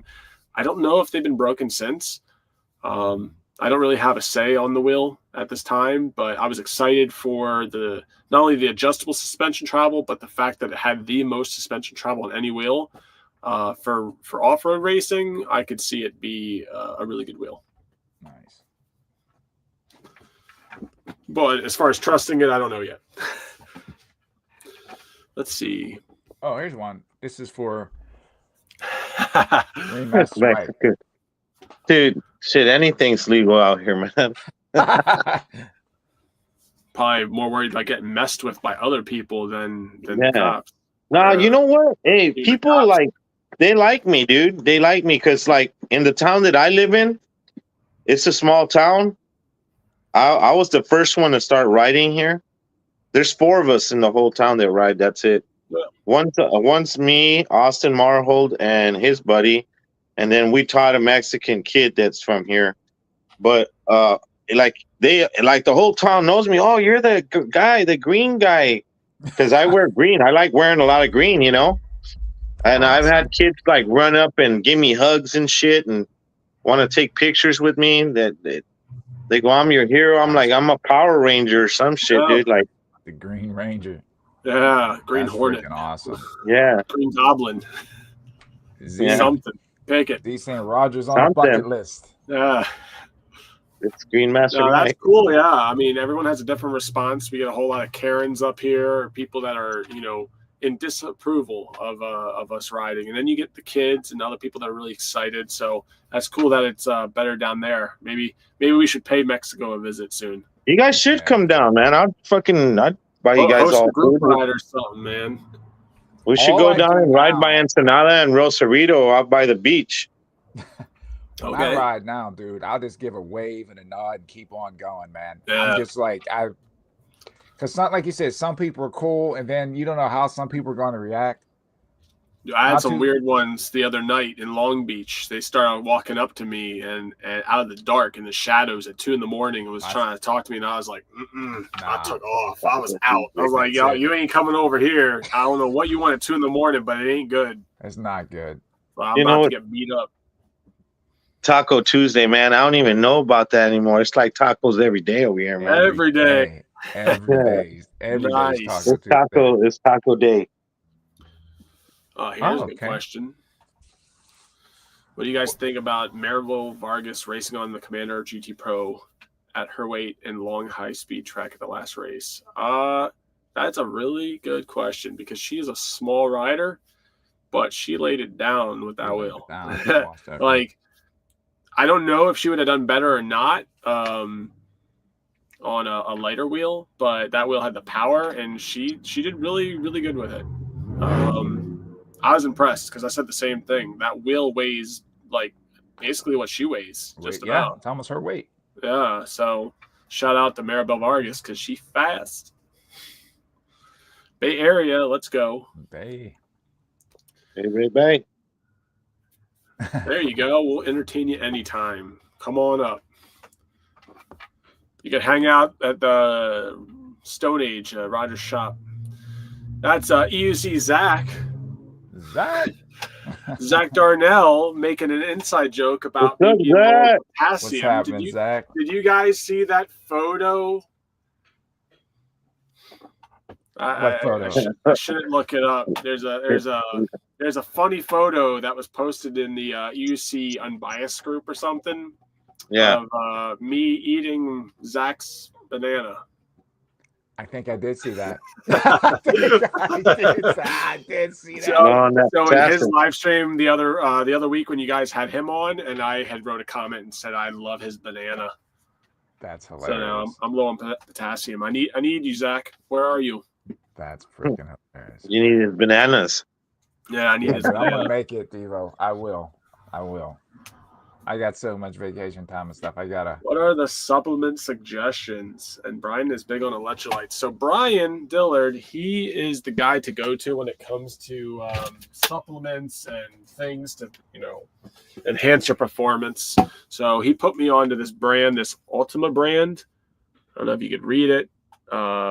Electrolytes, no sugars, supposed to be healthier ingredients. And every time I go to a race, and not only me anymore, a lot of people, they walk up to him and they're like, Brian, can I get some of the electrolytes? It's like he's like dealing drugs at the races. And it's just a powder you mix in your water, right? But for instance, for like muscle cramps and general fatigue, like you want to use magnesium. Mm-hmm. So like this has all that in there, and then if you want to like dash some salt in there if you're sweating a lot, but like something like this, I bought it on Amazon for sale, like for the Black Friday sale. It's like $35 and it's 100 servings or 90 servings. Yeah. It's like 33 cents for each one. If my math is right. So here's a little insider tip too. Keep those little mustard packets like in your bag or something. You start getting cramps and you take some of that mustard. Yeah, I don't know how it does it, but that mustard helps take away the cramps. Yeah, mustard. Never heard of that. I'm gonna start carrying that, dude. Be like plain old yellow. We're like, what mustard. Are you doing? You guys see me at an event, just squirting it in my mouth. Have the squeeze bottle. Yeah, the squeeze like, bottle. This guy's fucking crazy. Yeah, the creatine or something. That's the question I was looking for. That. Fruit, vegetables, and leg day. Yeah, that's not a bad suggestion. Yeah, fruits, vegetables. Yep. Legs are important, man. Yep. Ruben's an incredible rider. Yes, he is. I know, but he made an appearance earlier in the stream, I think. Yep, Ruben was here. Shout out to Ruben. Love Ruben. That's my dude. Him and Liam, cool peeps. Yeah. And, Liam's out there bowling. And his he can bowl, dude. Yep. He can bowl, man. He's kicking butt, so shout out to Liam as well.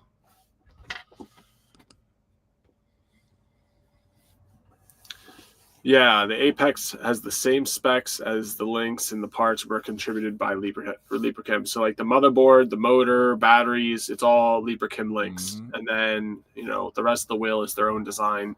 And I don't know. I guess it's just a different take on a Lynx, really. But it's not the same wheel. Exactly. It's kind of like an Extreme Bull and a Begode, where Extreme Bull uses a lot of the same parts as Begode, but they still have their own wheel and they have their own style and flavor. Yep.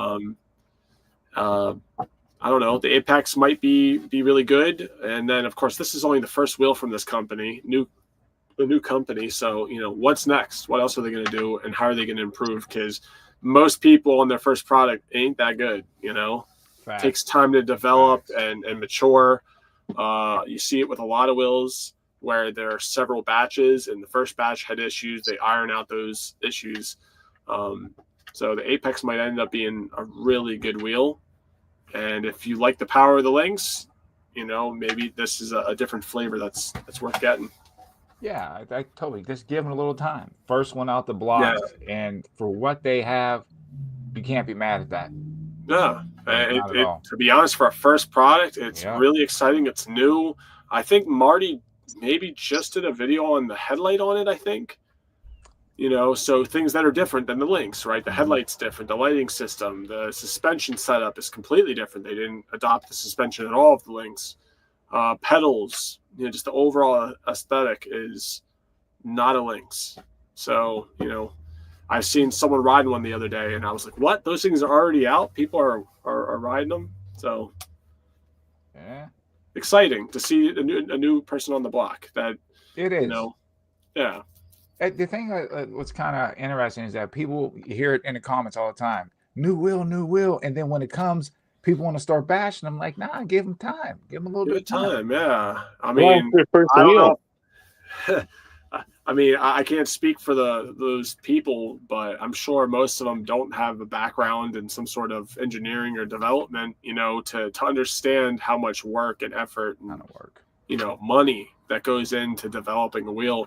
So even though the Apex maybe had a couple of issues right out the bat, I already heard they're fixing it. And I mean, I'm excited to see what that wheel is going to become and what's next. Like, give it a chance, Well, it's not just that though, like you got Jack that's actually speaking, and you got him telling you, hey, we're working on it. This is what's going on.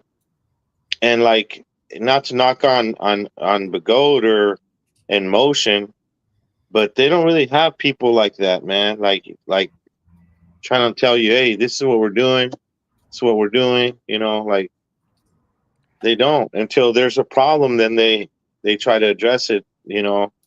Way later. But Jack's like on top of it. He's in the trenches. Well, I mean, that's his company, partnership or whatever, and what's really exciting is that's an actual rider, that's a good rider, and he's passionate. Yep. And so to have him at the forefront of, development of a new wheel and a new company, if I'm not mistaken, I believe he's at the forefront. It's his company, but yeah, maybe I'm overstepping. But either way, the fact that he's involved to that level and is, calling the shots or whatever is really exciting. That's what I think is, really exciting in the sport, right? So you see a lot of people do third-party accessories. That's cool, but they're always like additions or slight modifications to a wheel. But to be building a wheel from scratch, from the ground up, and you're a passionate, good rider, like to have that level of, I don't know the word, but just like the fact that that's the person that's doing it, that's calling the shots, is really exciting. Yeah. It makes a big difference. Yeah. It's not just someone at a desk that's like, well, this part's going to cost too much, so we're going to leave that out. We're only going to put this much power in the wheel because it's going to cost us too much. It's going to cost us an extra 10 cents a motor to give it, another 1,000 money. And he's like, no, we want power. And the Lynx has tons of power. Other than the initial issues with I think it was like a headlight issue or something. No, just the power. They had some issues with like dips or cutouts early on, and then they fixed that with software updates. So otherwise, I don't ever really hear people cutting out the Lynx. It has crazy amounts of power. So for them to use that as their base, for that's the a good base to start off motor, it's very exciting, and I hope they do well with it. Yeah, Devo, try the mustard, man. I've tried it. It works. I don't know where I saw that. It might have been someone was doing like an endurance race or something, And he said, keep mustard packs in your little pack there, your backpack. That's wild. Mix it up, put it together, banana with mustard. Ooh, gross. Immediate results. Yeah, exactly. We don't care what it tastes like. We just results. Yeah, it don't taste too good, but nah. Banana boys. A mustard banana. Oh yeah, I did see that banana. Mustard banana shake. No. Yeah. Mustard banana pickle shake. Wow. Yeah, buddy, give it a shot, man. Dude, remember, just a plain mustard. Nothing crazy. Ultra Supreme said about how we got a prototype of the Panther and the XWay is already here before the Commander Max. Where is that wheel? That wheel was on my list of wheels that I actually thought could be a potential race wheel because, I mean, it's like a Commander Pro, right? It's newer, 151 volt, 4,000 watt hour. The Sherman L competitor, and where's it at? I'm disappointed because that wheel is something I actually would like to see and try. Wow, right. All right, Ian, take it easy, brother. Yeah, Christmas is coming. Well, here's someone. Ape Skate said, "Does anyone make a race-specific wheel?"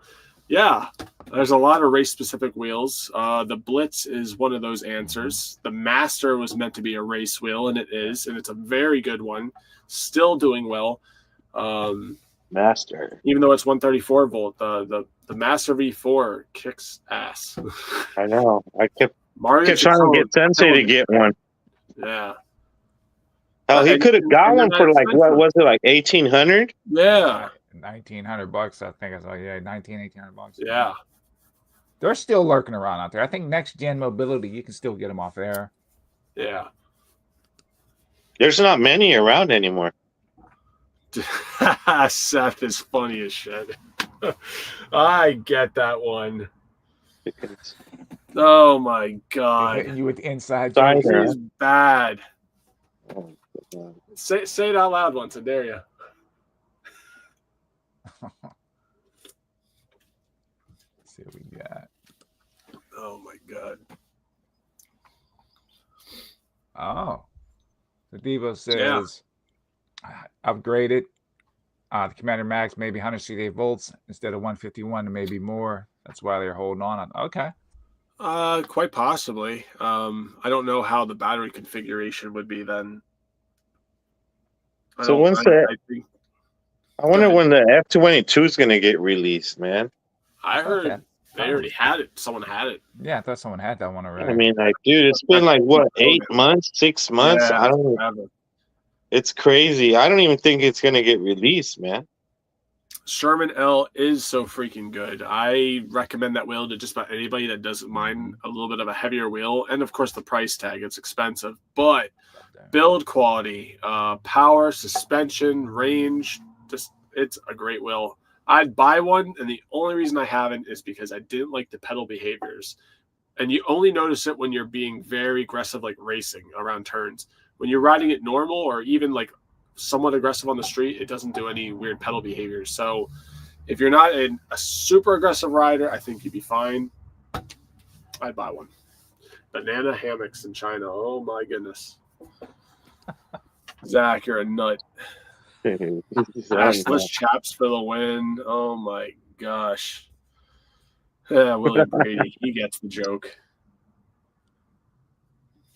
Assless chaps. Seth almost got us to say it, and we didn't say it. Bad. Oh my. Yes, you guys are the best. There you go. I love the S just as much, but I wish I had street tires on the Sherman S units. Oh, I put a Michelin Pilot Street 2, and I like that. Sherman S was my favorite wheel. The only thing I didn't like is if you wanted to really torque on it, it didn't have that power. So the L is the answer to that. Yeah, the L's a good wheel. L is amazing. I recommend it. I mean, the price isn't that great, but it's a great wheel. But if you're paying $4,000 for, or it's even like 45. I think it's like 4,500, isn't it? Yeah, 4,500. But I mean, what are your comparative options? Not many. I mean, a lot of them are almost as expensive, or it would just be like the Master Pro, but right. Or this Panther that's coming out. Yeah.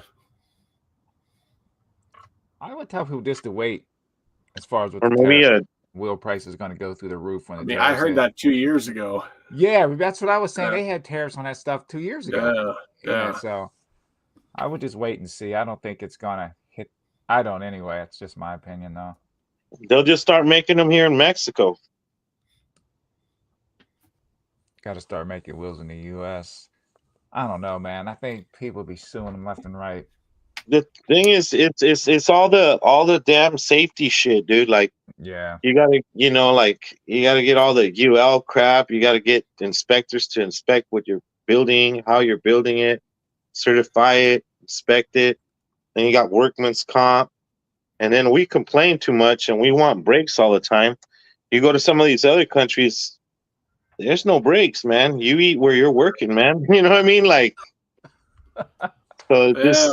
We take it for granted, but the fact that we're able to have some of these things, and even for the cost, I think it's a little ridiculous sometimes. I could go buy a good used car with heat and AC and 5 seats, and or a minivan or whatever, and haul my friends and my stuff out. I could live in that, but a wheel, that a lot of them don't even have good waterproofing or something. Yeah, like for the same price. So it's a hard sell, but it's not like it's more of a, I wouldn't say a rich person sport, but it would be if they were made in the U.S. Yeah, if they were made in the U.S., it would be double the price of whatever it is right now, easily, at least. Yeah. So thankful that they aren't more money, and if they can find deal. On we're my able to channel, I always try to push the deals. I always try to. There's always options. And if not, I mean, if you're okay with secondhand, you buy a used wheel. Save a lot of money. Let somebody else pay the full price. If they were so eager to get it, let them have it, and then a year later you get it for half the price. Yeah. Or less. See, that's a good point. Yeah. Yeah, 100%. Yeah.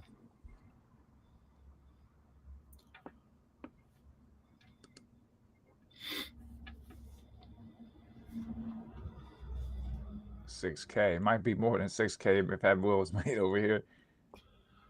Honestly, I'm sure it'd be like you guys said, probably double. It's probably closer to 10 grand. Yeah. Yeah. Yep. It's just pay the wages, minimum wage to do the work. You got to pay for the stuff, and I mean, you're still buying. Yeah, and do you want to pay minimum wage? I mean, no, right? I mean, just think about that for a second. No. Who the hell wants to pay a guy to build the wheel you're gonna ride 70 miles per hour? Yeah. Let's just pay a minimum wage. That don't even sound right, dude. Federal minimum wage is still $7.25 an hour. I don't want to get paid $7.25 an hour to put a wheel together. Not me. Go to McDonald's and make like $17 an hour to start. Cali, In and Out is $20 an hour now, isn't it? Yeah. Well, I think what the wage for fast food workers is like $20 an hour or something. Yeah. In and Out is like it's like $22, $23 an hour to start. Yeah, you go flip some burgers for friggin' hamburgers. You gonna pay someone that much or more to put wheels together, build wheels? Dude. You gotta pay these people at least $30 an hour. Yeah. Well, I'd tell you, I wouldn't want to ride it if it was built over here and you're paying them $7. We're gonna leave out the hall. Well, they're gonna do like dealerships. You're gonna do gonna do the payments for like 6 years and. So, what are your guys' predictions for, or what are you thinking about who's going to win the races here in China? Oh my goodness, dude! Let's hear it. This field is stacked. Yeah. Yeah, this will be my guess, and this is a cop-out answer. Whoever makes the least amount of mistakes. Dude, Show won a couple races in New York and other places.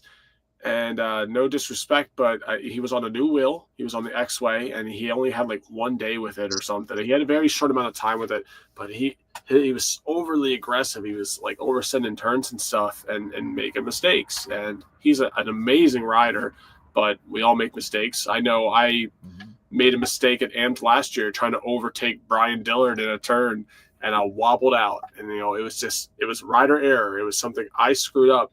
There are several people that were Zen Lee, he's representing coming from Spain. It was his first race back, and he was making mistakes. He was pedal scraping or whatever. We all make mistakes, and all of us, if you could make it to the final race, you're an excellent rider. But you make a really solid point. If it isn't making a mistake, it's being – another one is not being aggressive enough, right? So a lot of people are afraid to make a pass, and then they don't get podium for that reason. So not to pick on any riders, I love Show. He's very fast. That's that's all that. Point. Yeah, I mean, he was also on a new wheel, but it was overly aggressive, and a few people were like that in the races, and those mistakes cost them races. So all it takes, and I said this when Zach was on, just a little bobble. That's it. One little. That's it. And someone's coming by you, man. It's crazy. And a lot of people crack under pressure. So,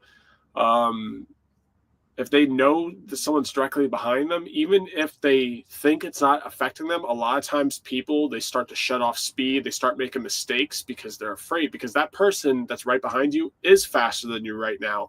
And once they get that opportunity to pass you, it's over, right? So you start thinking that way, and you could go from the lead and not win a race. Show, once again, he does not crack under pressure. He is incredible, right? So I keep bringing him up because he's a great rider. And that he makes good examples. So in New York, he overtook Maxwell Berger in the final race to win the race. Max was doing his best, but Show is aggressive, and he's right on his tail, and he's waiting for his opportunity. Mario Ciccone does the same thing. He waits. He's right behind you. He's like, I don't know. I can't think, but like, he's ready to pounce at any second. He's like a perfect counter puncher. Yes, he's ready for it. He's waiting for your mistake. He's waiting for your bad line, or where you didn't speed up quick enough, and he just shoots out in front of you, and you lose the race to him. So, don't make any mistakes, right? Another thing is don't slide out. Another thing is don't cut out, right? Don't wobble out. If you can do all those, don't make mistakes. Now you just need to be aggressive enough, and it's like a balancing act. Yeah. So, like I said, it's going to be a tough race, man. I'm looking forward. Yeah, and I mean, right now I'm just thinking about the paved race, the off-road race. I mean, who knows? Zach Darnell, absolutely incredible rider overall, but especially off-road. I don't think I stand a chance. I don't think I could even get podium off-road versus these guys. So it's going to be interesting. I know watching I was watching Show go down that back straightaway. I was like a little kid. You can hear me on my video. I was like, man, he's moving. He looked like a motorcycle. Most of you guys look like motorcycles going down that back straight. I don't think the speed carries over on video sometimes, how fast you guys are moving. Never looks fast. In person, people are cooking. Goodness. Crazy. Marty has a permanent wobble. So. Oh, man. I rode with him the other day on the XWay. We did a Mount Baldy ride, and he wasn't out of control, but he was just wobbling the whole time, and we were laughing. We were making jokes. We were on comms. Who was it? Maxwell Berger and Roger and myself. And we were doing the wobble baby that song.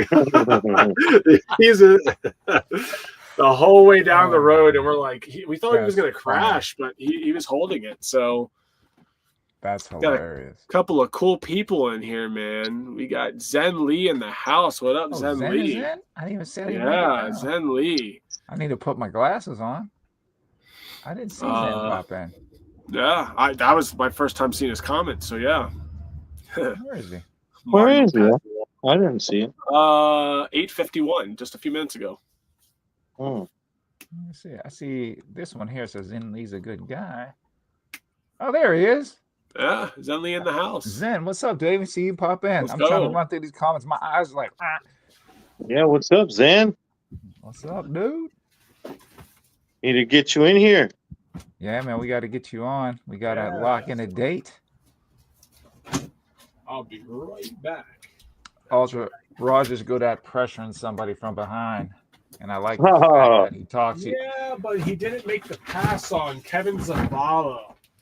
He wouldn't make the pass. Speaking of Zen Lee.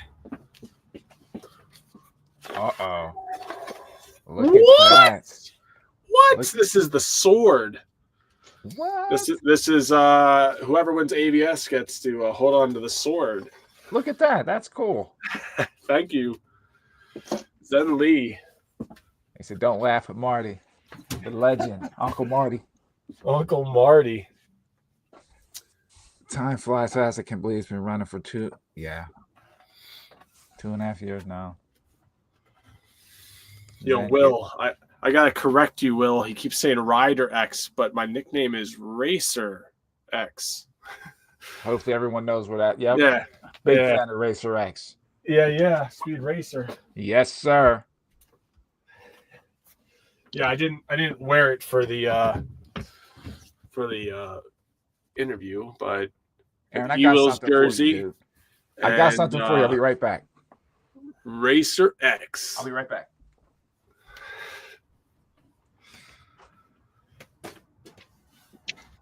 So, who do you think's got it? Gonna get it out of you guys over here, man?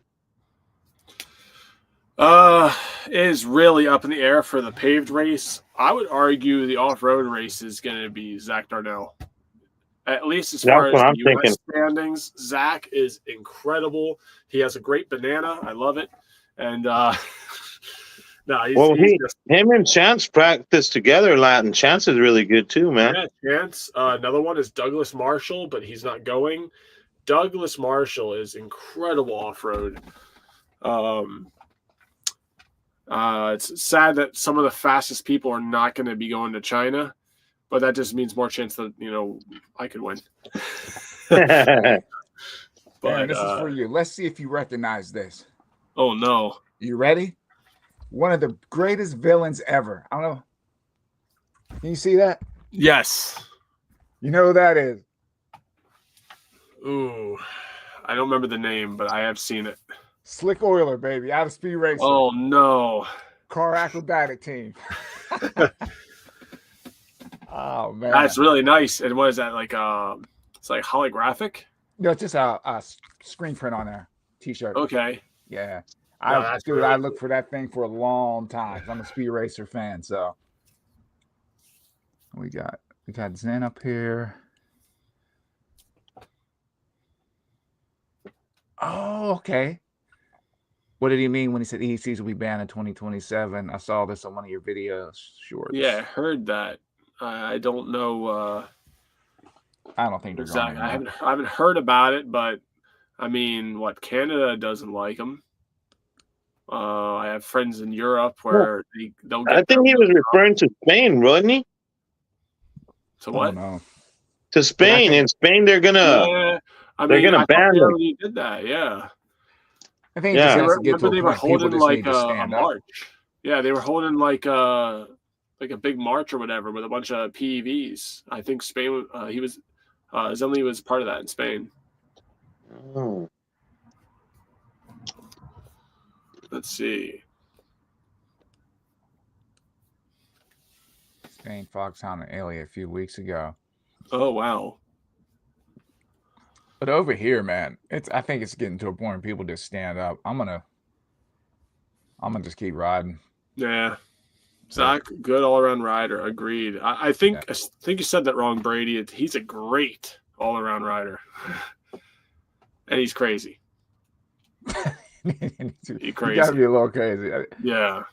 He was on his best behavior for that interview, guys. When you do the live stream with him, I've never seen such a well-behaved version of Zach. So we have to bring him back. We need Zach is pretty crazy. That's why crazy. Maybe it's because he's saved, dude. Maybe it's because he's saved. I don't know. I don't know what he looks pretty clean cut.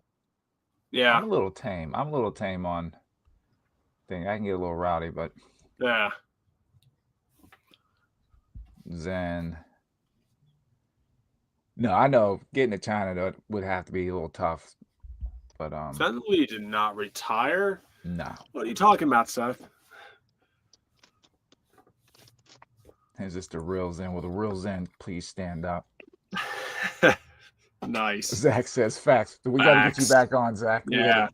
Yeah, you got to show who you really are, Zach. You did the clean cut, like well-behaved version of you. We know better. We know who you really are. Oh man, you got. He did the edited version. I mean, I'm behaving too. You know. That's all good. Children are probably watching this. I'll see the real. I ain't no kids when watching I come out there and see you. Yeah, I gotta be on my best behavior. All right, let go. Let it out, Aaron. Well, all right. What we're going to do, we're going to start bringing it down. So I know, Aaron, you said before you don't want to. I want to be on here for 3+ hours. It's been 2, and I'm having a good time. But it also depends on feedback from comments and people that are still here. So if people want to see more. Oh, let's see. We made it to the bottom. Zach is a professional. He does one. Yeah. Well, maybe that banana picture shouldn't have got leaked to the internet. That is, you guys are the best. Oh, but I actually banana thing's never gonna get old. Yeah, I have that picture on my phone. The internet needs to see this. No. Should I? Yeah, put it up close to the camera. Okay, so I don't have the exact picture on hand, but I have another picture of a similar part that's really funny. Oh no, this is bad. And you gotta look at Lol Lexina's face.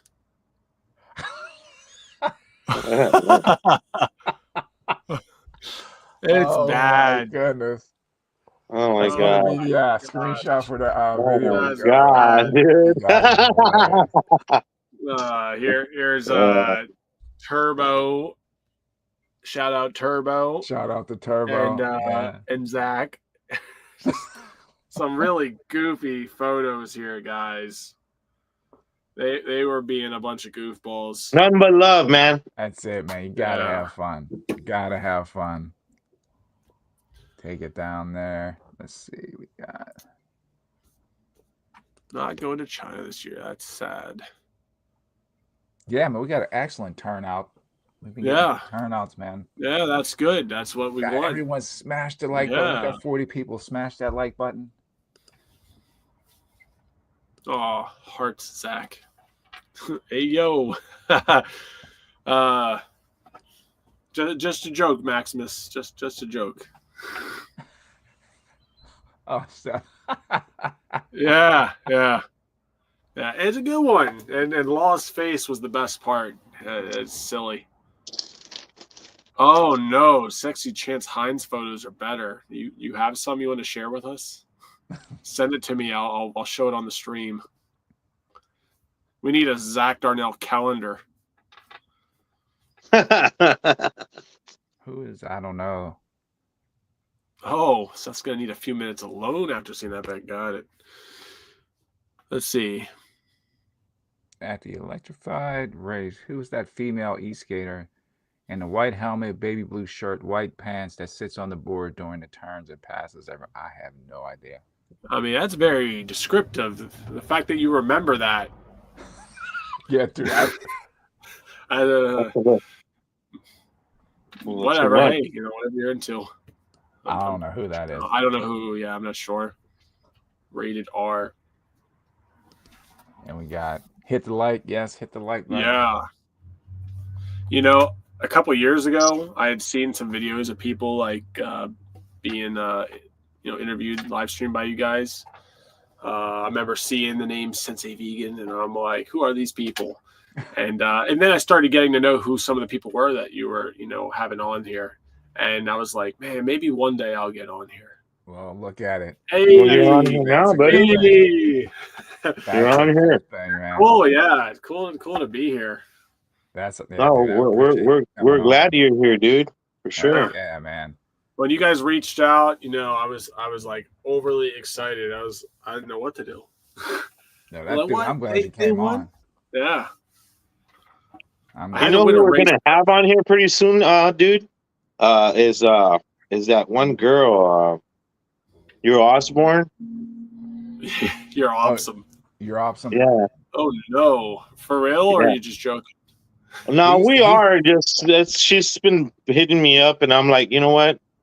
I think we're gonna have to moderate the comments because they're gonna get crazy. I mean, I'm not completely aware of what she does, and you can,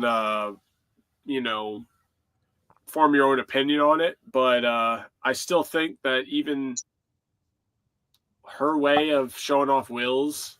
Wait, my microphone's dead. Okay. I was wondering when it was gonna die. Let me make sure everything's right here. We can still hear you. Yeah, but the mic, I'm not seeing any response to it. So we're going to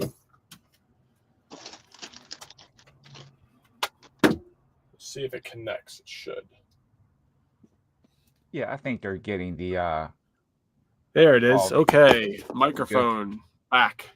Nice. Yeah, the fact that even though she's not necessarily for the sport or whatever, but she gets a lot of views, which that exposes wheels to a lot of people. So, exactly. And then people buy a wheel, so they think they have a chance with her. Right.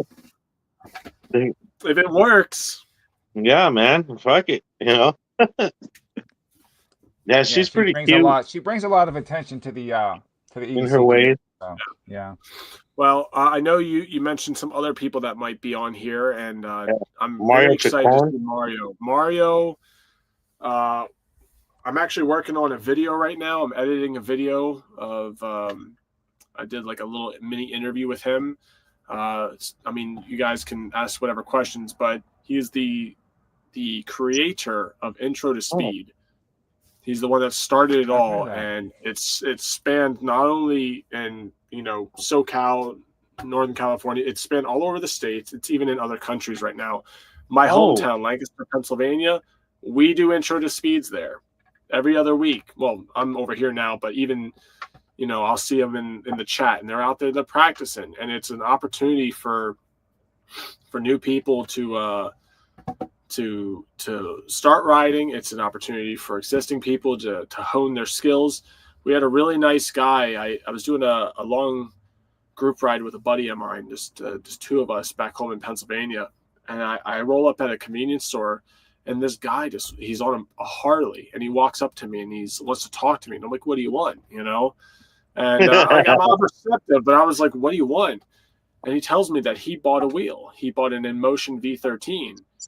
And he was like 60-something years old, dude, and he wanted to learn. And I said, you know what? I said, later today, we're doing an Intro to Speed. I told him the address. It was 40 minutes from where he lived. And he came out and he learned. He would practice because of Intro to Speed. And that's because of Mario Ciccone. Look at that. Shout out to Mario. I'm telling you, Mario is amazing. If it wasn't for that, we wouldn't have Intro to Speed. So, getting all sorts of people out there and on a wheel. And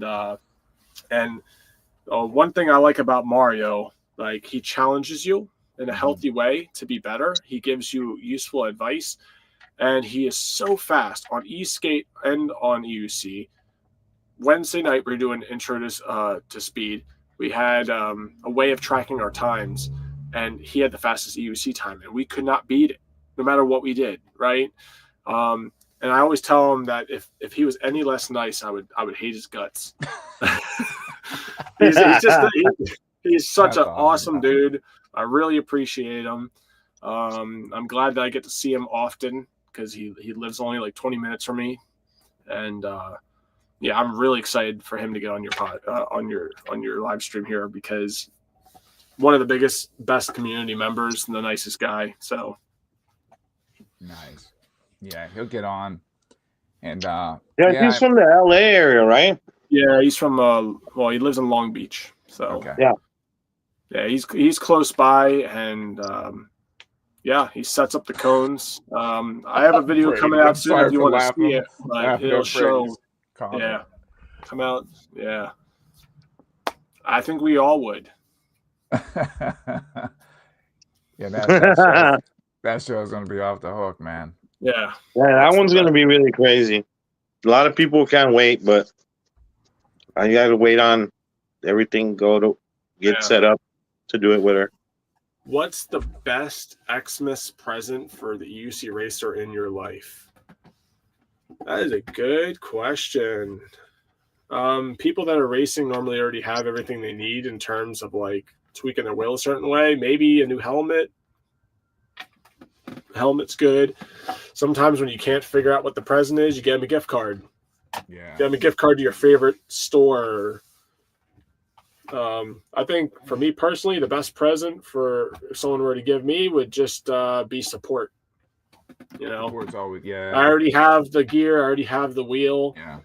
Come out and support. You know, show that you care because, you know, it's funny. I'll bring up Show again, but Show's family, shout out to his family. They come out to events, right? And in New York, Show is from New York, right? So all of his friends came, and not all of us had quite that same turnout of friends or family showing up for the races. And even if you don't win, just the fact that your family's there or your friends are there to support you, that's awesome. That's a real good present.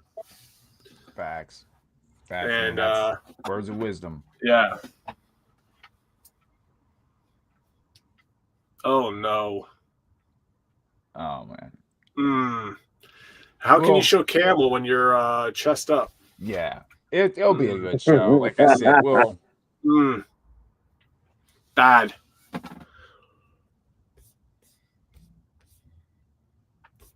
She's very athletic though. She's athletic as heck, man. Oh yeah, for sure. Gymnastics, wakeboarding, skiing, all that stuff. Yeah. No slouch. No slouch at all. She can hold her own. Yeah, versus the bulk majority of us UC riders. Right? Yeah, Mario is one of the GOATs for sure. 100%.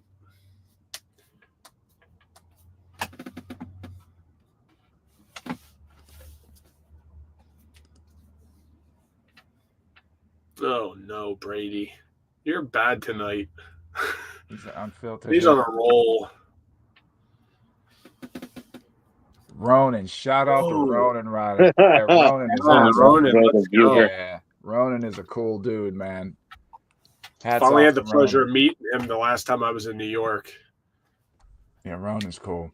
I got the pleasure of meeting you too, and I didn't meet you in person prior to New York. So yeah. We got someone says marathon riding would be another cool venue. So earlier this year, there was a challenge. It was how many miles someone could do within a 16-hour period of time. And both, I think, Roger and Dawn kind of tied out. It was like both of them did like 340 miles or something like that within 16 hours, which is incredible.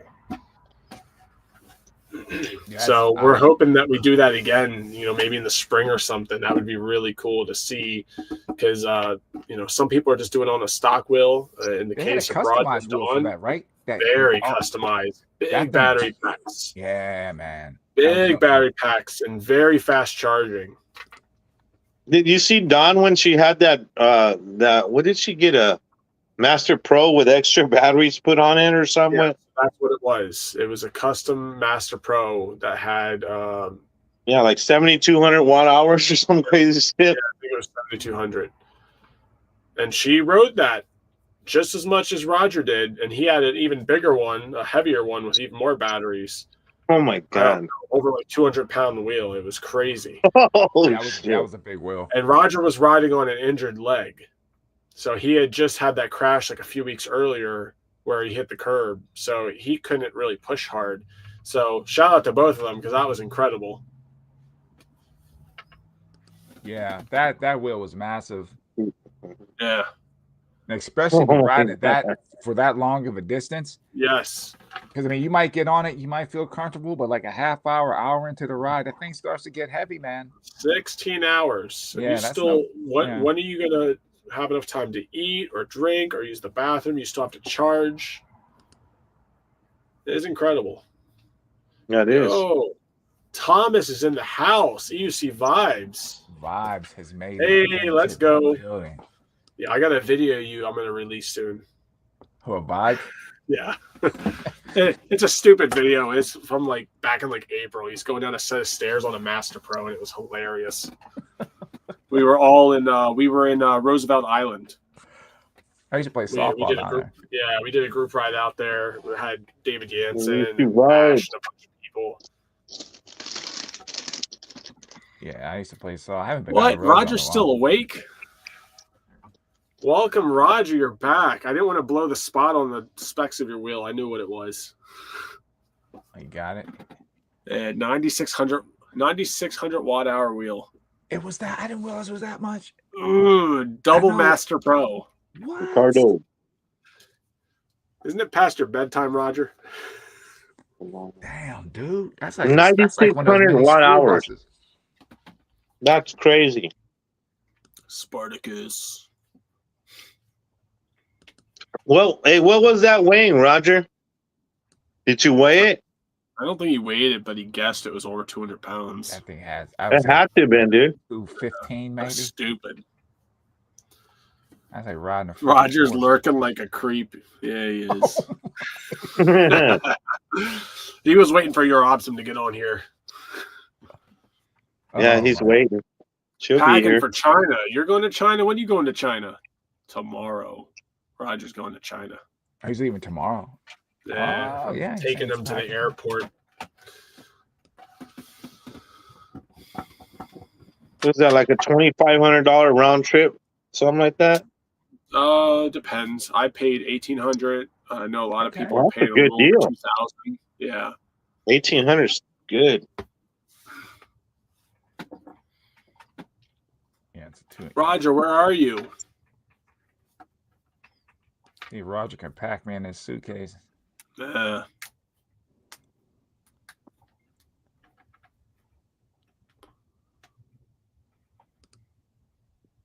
Oh, let me get this on there. Here we go.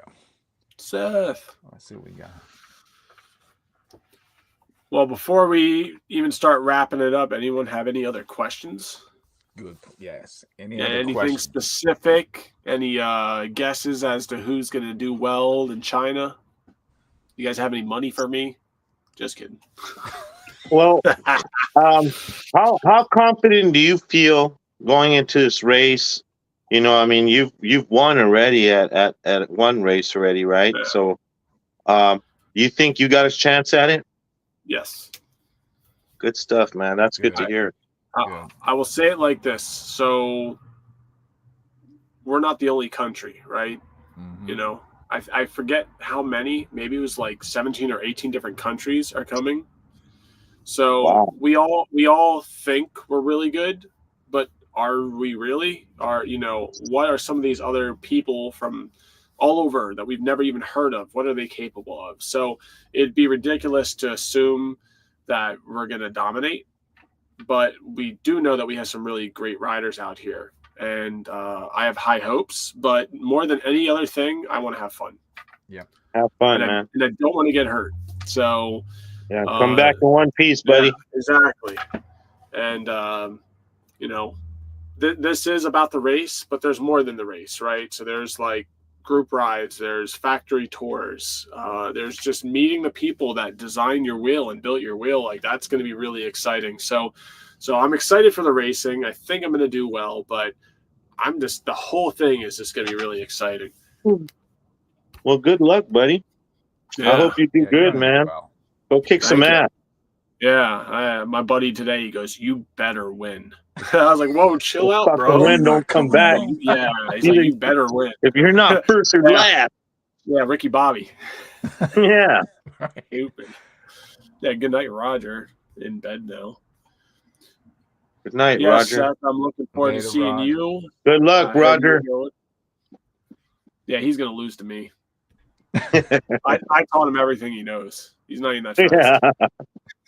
Yeah.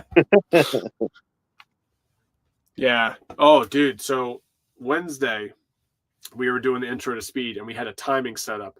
And so we were seeing what our lap times were, and then we wanted to keep improving, right?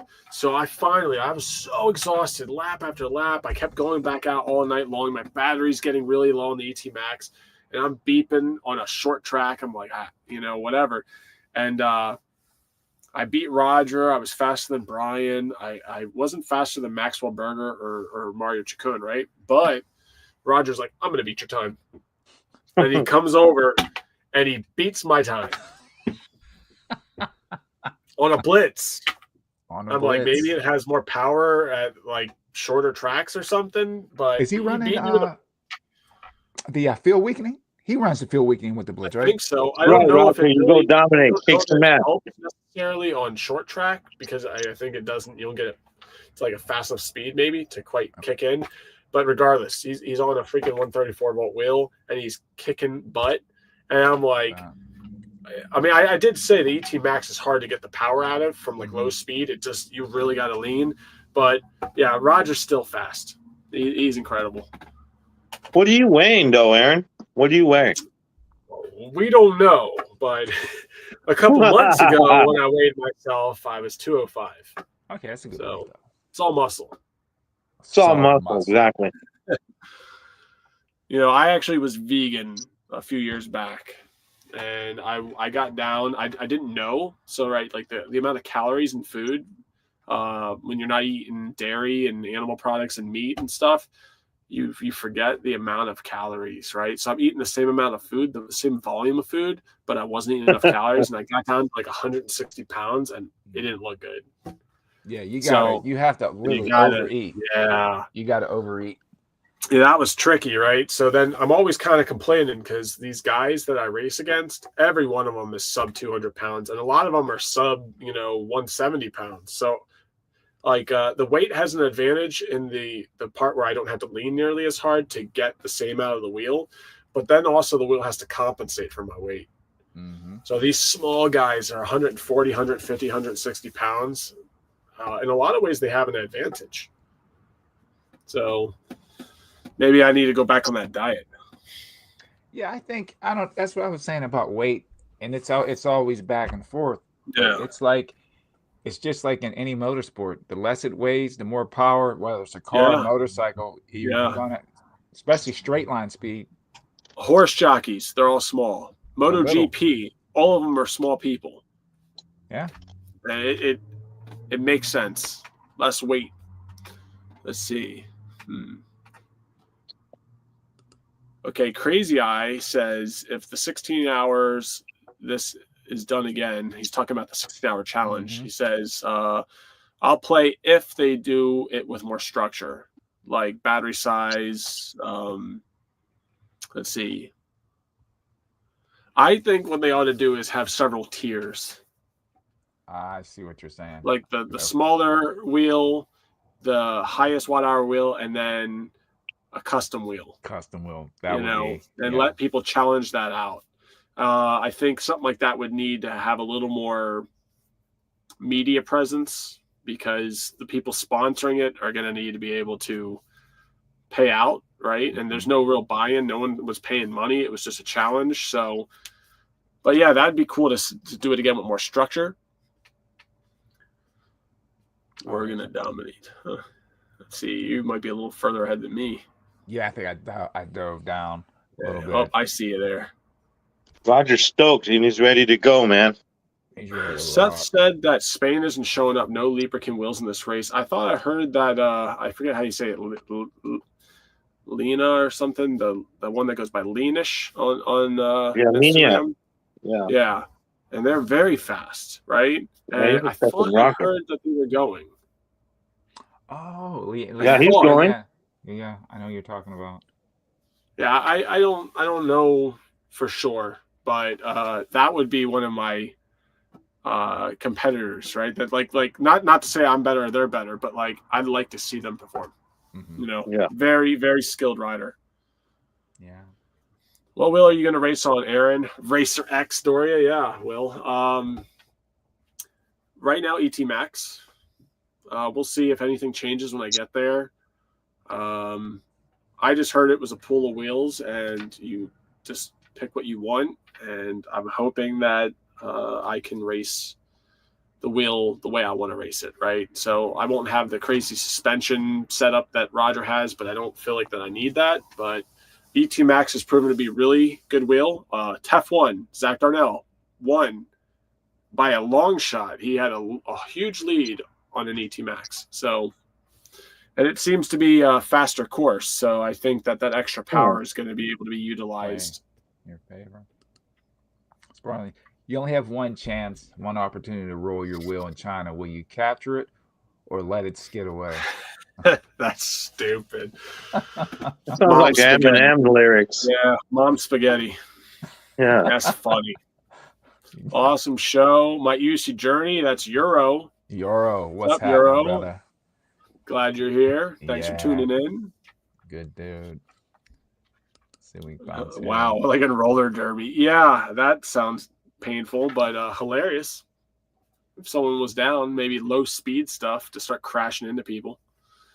Euro getting some Euro. shout outs. Yeah, everyone. Euro. Where were you this last couple hours? Making desserts for Zach. Oh my god. Banana pudding. Yeah. Oh my gosh. With fresh raisins on top. I'll take no. Jeez. Hey. Bring back some wheel information from Bagode. Okay. Whoa. Yeah, Brady trimmed way down. He says he's 180 pounds now. He's still going to be slow, though. All right, I'm done. I'm bad. Better stop. That's funny. Yeah, so Devo says, people going on the China trip, please do some live streams and upload videos. He wants to live vicariously through us. So I plan on doing some vlogging there. I don't know what the live stream situation is going to be like. And, of course, the time of the day that we're going to be there. I heard that you can't use, like, Western social media apps there.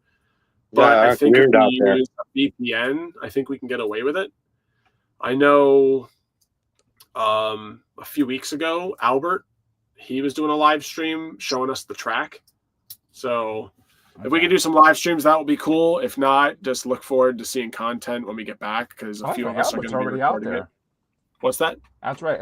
He's already out there, Albert. Yeah. He's the one organizing or helping organize the event. So shout out to Albert Kua, 2 Cells 1 Pack.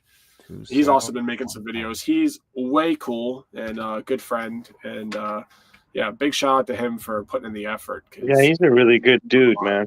Yeah, really like Albert. Oh. Yeah, I agree. It's scary getting close to cutout.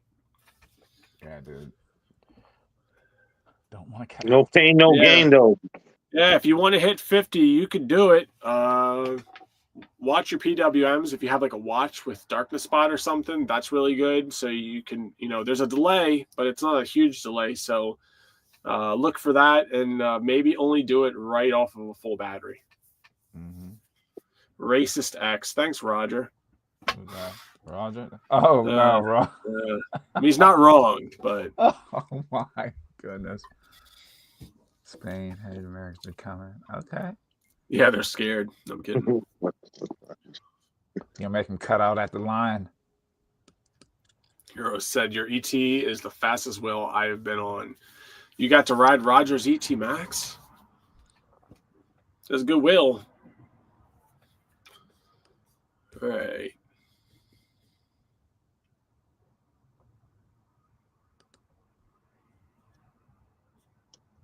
Vibes has interesting ideas. He says, put this on a business card with your contact info and pass it out to all the companies. Let the free wheels roll in. Okay. Racer X, you know it. It's actually funny you say that because a buddy of mine. Tell me you got the Racer X jacket. No, not yet, but I do have a business card, right? So we got his name's Alan. I think Alan Horner or something. I forget how you say his name. But anyway, he had a buddy make us some business cards. He goes by Ditto Head, and he has Dawn there, right? Nice. And then on the other side, he has, where am I at here? There we go. You got Roger at Raj Hodge, and then you got my YouTube, Balanced Adventure. That's awesome. So he gave me a whole thing of these, both me and Roger, to hand out to people so that kind of spread the UC, kind of like cool. Sean from New York. Yeah, the Uni Gospel. But yeah, seriously. So, we got these business cards. They're pretty cool. Get people into the hobby. You get people that are curious and they want to know what it is, where to buy it. And, business card idea is not actually a bad idea. No, not at all. That's perfect. Let's see. Dang, Will talking crap over here. That's funny. Trying to catch up here. EX30, nice. Oh, so the oscillating was an old firmware issue. So Mm. update your firmware. Yep. Put whatever newest firmware is on, and it should get rid of the oscillating. Otherwise, it could be like a tire imbalance. Maybe it's not seated right or a bent rim. But probably the oscillating was when the EX30 first came out, and they fixed that. Okay. I have not a clue what the rules are or how many laps etiquette. I don't know anything. I heard they were trying to push for more laps, and Albert was listening to our suggestions. There's normally only a couple people that want to do more laps. Their names are Roger and Roger. Because that guy is like, I'm not tired. You guys are getting tired, but I could keep going. And of course, that's a competitive advantage to not get exhausted or race. Yeah, oh my God, Roger. Shaky, man. Okay, you yeah, can't. VPN, you can. Talk about streaming. Zacky Bill. Oh my gosh. Gotta watch you guys. You guys are the best. Up to no good. I don't know what an FNR is. Using the VPN. I'm sure. You don't want to. Well, I'm gonna have to ask they'll let questions. You guys know what you can and can't do. I mean, yeah, I'm not trying to cause problems. I just, if you want to be in touch with your loved ones at home, we have to download it's called WeChat, right? So, who uses that? Who even knows what that is out here? Right. I've never heard of it. Yeah, but I saw somewhere that they don't like any like Western social media. So that includes Telegram, WhatsApp, Instagram, Facebook, all that stuff. They don't let you use that over in China. What about TikTok? You can use TikTok, right? Isn't it that should be. Yeah, you would think so, because that's a Chinese app. Yeah. That's crazy. Zweems. I have 3 extra UC Vibes business cards that claim to prevent cutouts, selling them on eBay starting at less than a penny. That's a good deal. As funny as that joke is, you can't sell anything for less than a penny on eBay. Come on now, Will. That's hilarious. Oh my gosh, these guys going at it. Both a bunch of goofy New Yorkers, but we love them. Gotta love them. Gotta love them. They're funny. Yeah, Bosh, you got to pop on some streams. Brady knows about full sends with how many times he's cut out. You know what's crazy? We were starting to slow down the chat or the live stream, probably going to end it, and then everyone starts blowing up the messages again. I can't even keep up. I'm like 40 messages behind. Yeah. So if I zip through the message, people, I'm sorry. Yeah, I feel bad because I had family and friends in the beginning of the stream that all wrote stuff, but we never addressed it. I'm like, thanks for coming out, guys. Yeah, we love them, man. We love them, man. If you go back through, I flashed a lot of stuff up on the screen. Yeah, it's all good. These guys are just going back and forth at it. Thomas says Will's mama's Wi-Fi is unstable. But I'm trying to get her to switch to Verizon so I can stream more. Oh my gosh, these guys. Oh my gosh, they're funny.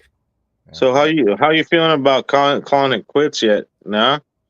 Yeah, we could wrap it up here in a minute. We're gonna just run through these comments. To the bottom. Yeah. Well, I kind of had an idea is if it was going to be active, I could see it going on for a while. But it usually stays active, dude. And when you say we're going to cut it out, it gets more active. Well, that's part of the reason why you do it. It's like a bluff just to get people to be more engaging. But, we need to start doing that more, Sensei. Yeah, well, I mean, and also the live stream is not about just us; it's about the people watching. It's about everybody. You want interaction. Otherwise, you would just make a video and release it, right? Yeah. So you want people to engage. You want them to say obnoxious things. Oh, for sure. And questions. Yeah, we need Roger sauce and comments always. No, we don't. And Roger, what make Aaron ET super fast is the Adam G pedals and the tire. I agree. I wanted good grippy pedals that have good clearance so I could take turns faster. And a lot of people run those pedals because they're really good. They're very strong and they're very grippy. And then the tire. So it's an 80/90 Michelin Pilot Street 2, and I feel good on that tire. So I wouldn't say that made me win, but it's good to have a setup that you're comfortable with and you feel fast, right? Oh, yeah, you definitely need that. I mean, if you don't feel comfortable, you're not going to push it. Exactly. Well, the pedals, the pads, and the tire make a big difference. Yes, exactly. And that's why those 3 things are coming with me to China. Those are the 3 things that literally you make contact with and the wheel makes contact on the pavement with, right? So those 3 things are, oh my gosh. How many girlfriends? Wow. Well, I'm glad that we're on the same page because I was thinking the same thing. Oh my gosh, you guys are funny. Ridiculous. Hearts for Roger. Yes, hearts for Roger. Wait. How do I do this? Like this. There you go. I don't make hearts. You know, I think it's the first time I've ever done that. Yeah. I don't know. I'm gonna cut that. What was that, Aaron? Is that a heart, Aaron? Was that a heart? It's like a Korean thing for like a heart or I love you or something, right? That's pretty cool. You just do a little pinch. You see, it looks like a heart, kind of that little. Or I'm looking at the screen to like center myself, but everything's backwards. It's like always like. Oh, I did the same thing. Bad. Wow. Not a single offer just because I'm slow. If I get lapped, I get lapped. Yeah, well, fun that you say that. And I hope that David watches this. But he raced at Electrify Expo in New York, and he got lapped during his actual race. So much for a fast rider. Wow. Blue David Jansen. Really? I love David. I didn't see that one. Was that the second day? I was just right off. I don't know what day it was. But yeah, he literally got lapped during his race. Oh, I know if I had a race, I'd have got lapped. Take my name off the roster. I never was here. I gotta talk my trash too, because you know what he said. He goes, "You might be fast on the racetrack, but you're not fast like me in New York City streets." So when I was there in October, he's like, "Come on, 6th Ave, bro." He goes, "You can't keep up." I smoked him at the end of 6th Ave at Central Park. I'm sitting there for 2.5 minutes before he showed up. Oh shit! Slow rider. I gave him the link to this. I wanted him to watch, and he's not even here. And that is, that's it. Central Park is the finish line. Yeah. China, TikTok, definitely not like American. Interesting. Okay. Yeah, freedom doesn't exist in China like here in America. Yeah, I'm a little scared. I got to watch what I say out there. Well, Austin's going to China, right? And he's got a family over there, right? And he was like, dude, I'm not even taking my phone. I'm buying a phone over there. Yeah. He's like, I don't blame him, dude. He's like, if you have anything that's got to do with bud or anything like that, don't bring nothing. Yeah, you don't want to mess around. Yeah, you don't want. I think I even heard like what you're saying because they're recording you. Yeah, dude. Really careful what you say over there. Fucking nuts, dude. Might be a bit of a rude awakening for a lot of us, and hopefully, just go to race, man. That's it. Eat some good food and race, and maybe meet a few ladies, and that's it. I can finally eat some real Chinese food. Yeah, some real Chinese food. Yeah, just like you with the Mexican food. It's not Taco Tuesday. Every day is Taco Tuesday. Tacos every day. You'll get the authentic Chinese food. Will, why are you telling people on the internet that you were the one that started the fire in your house last time? These guys are bad. Yeah, 3-hour stream. I think let's finish these comments and we're gonna peace out, guys, because this has been good and no complaints. But on the East Coast it's past midnight, so that's 12. Yeah, Sensei does it. He gets down for us. Yeah, I'm doing it for the glory of the game, for the love of the game. I mean, the comments are coming in, so it's fun, but. Dude, I did streams where I have like 3 people watching. Yeah. I just keep going. Yeah, are you ready for your phrase yet, Sensei? Right? What's that? You ready for the phrase? If I see a rider got lapped, yes, he did, Thomas. Aaron throwing up gang signs. Oh no.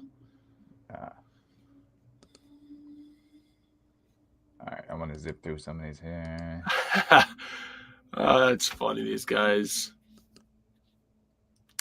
Jensen let everyone win because he's nice. I don't know about that. We're just gonna go with he's slow.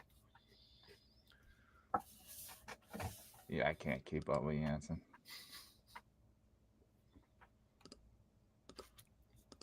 China, don't overthink China. They're fine as long as you behave yourself, which is exactly what I'm gonna do. Thank you, Ricardo. Yeah. You guys will be fine. Yeah. Oh, we're all caught up. Cool. Yeah. In China, Chinese food is called food. Yes, Maximus. You funny. Have some dim sum out there.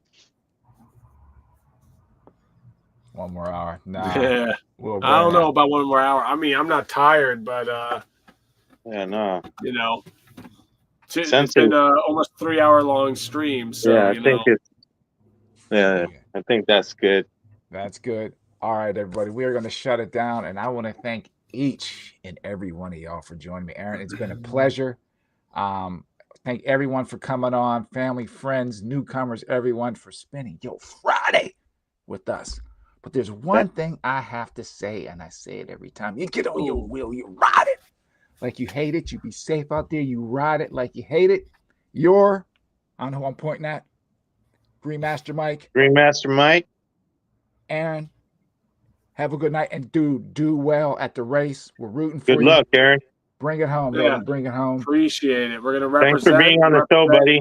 E-Wheels. We're representing the U.S. We're representing America. You guys in the chat. Yep, definitely. Thank you so much. Safe. Thanks for having me, guys. All right, everyone. Have a good night. Thanks, Aaron. Thank you for joining us. Peace out. Thanks, Mike. Peace, guys.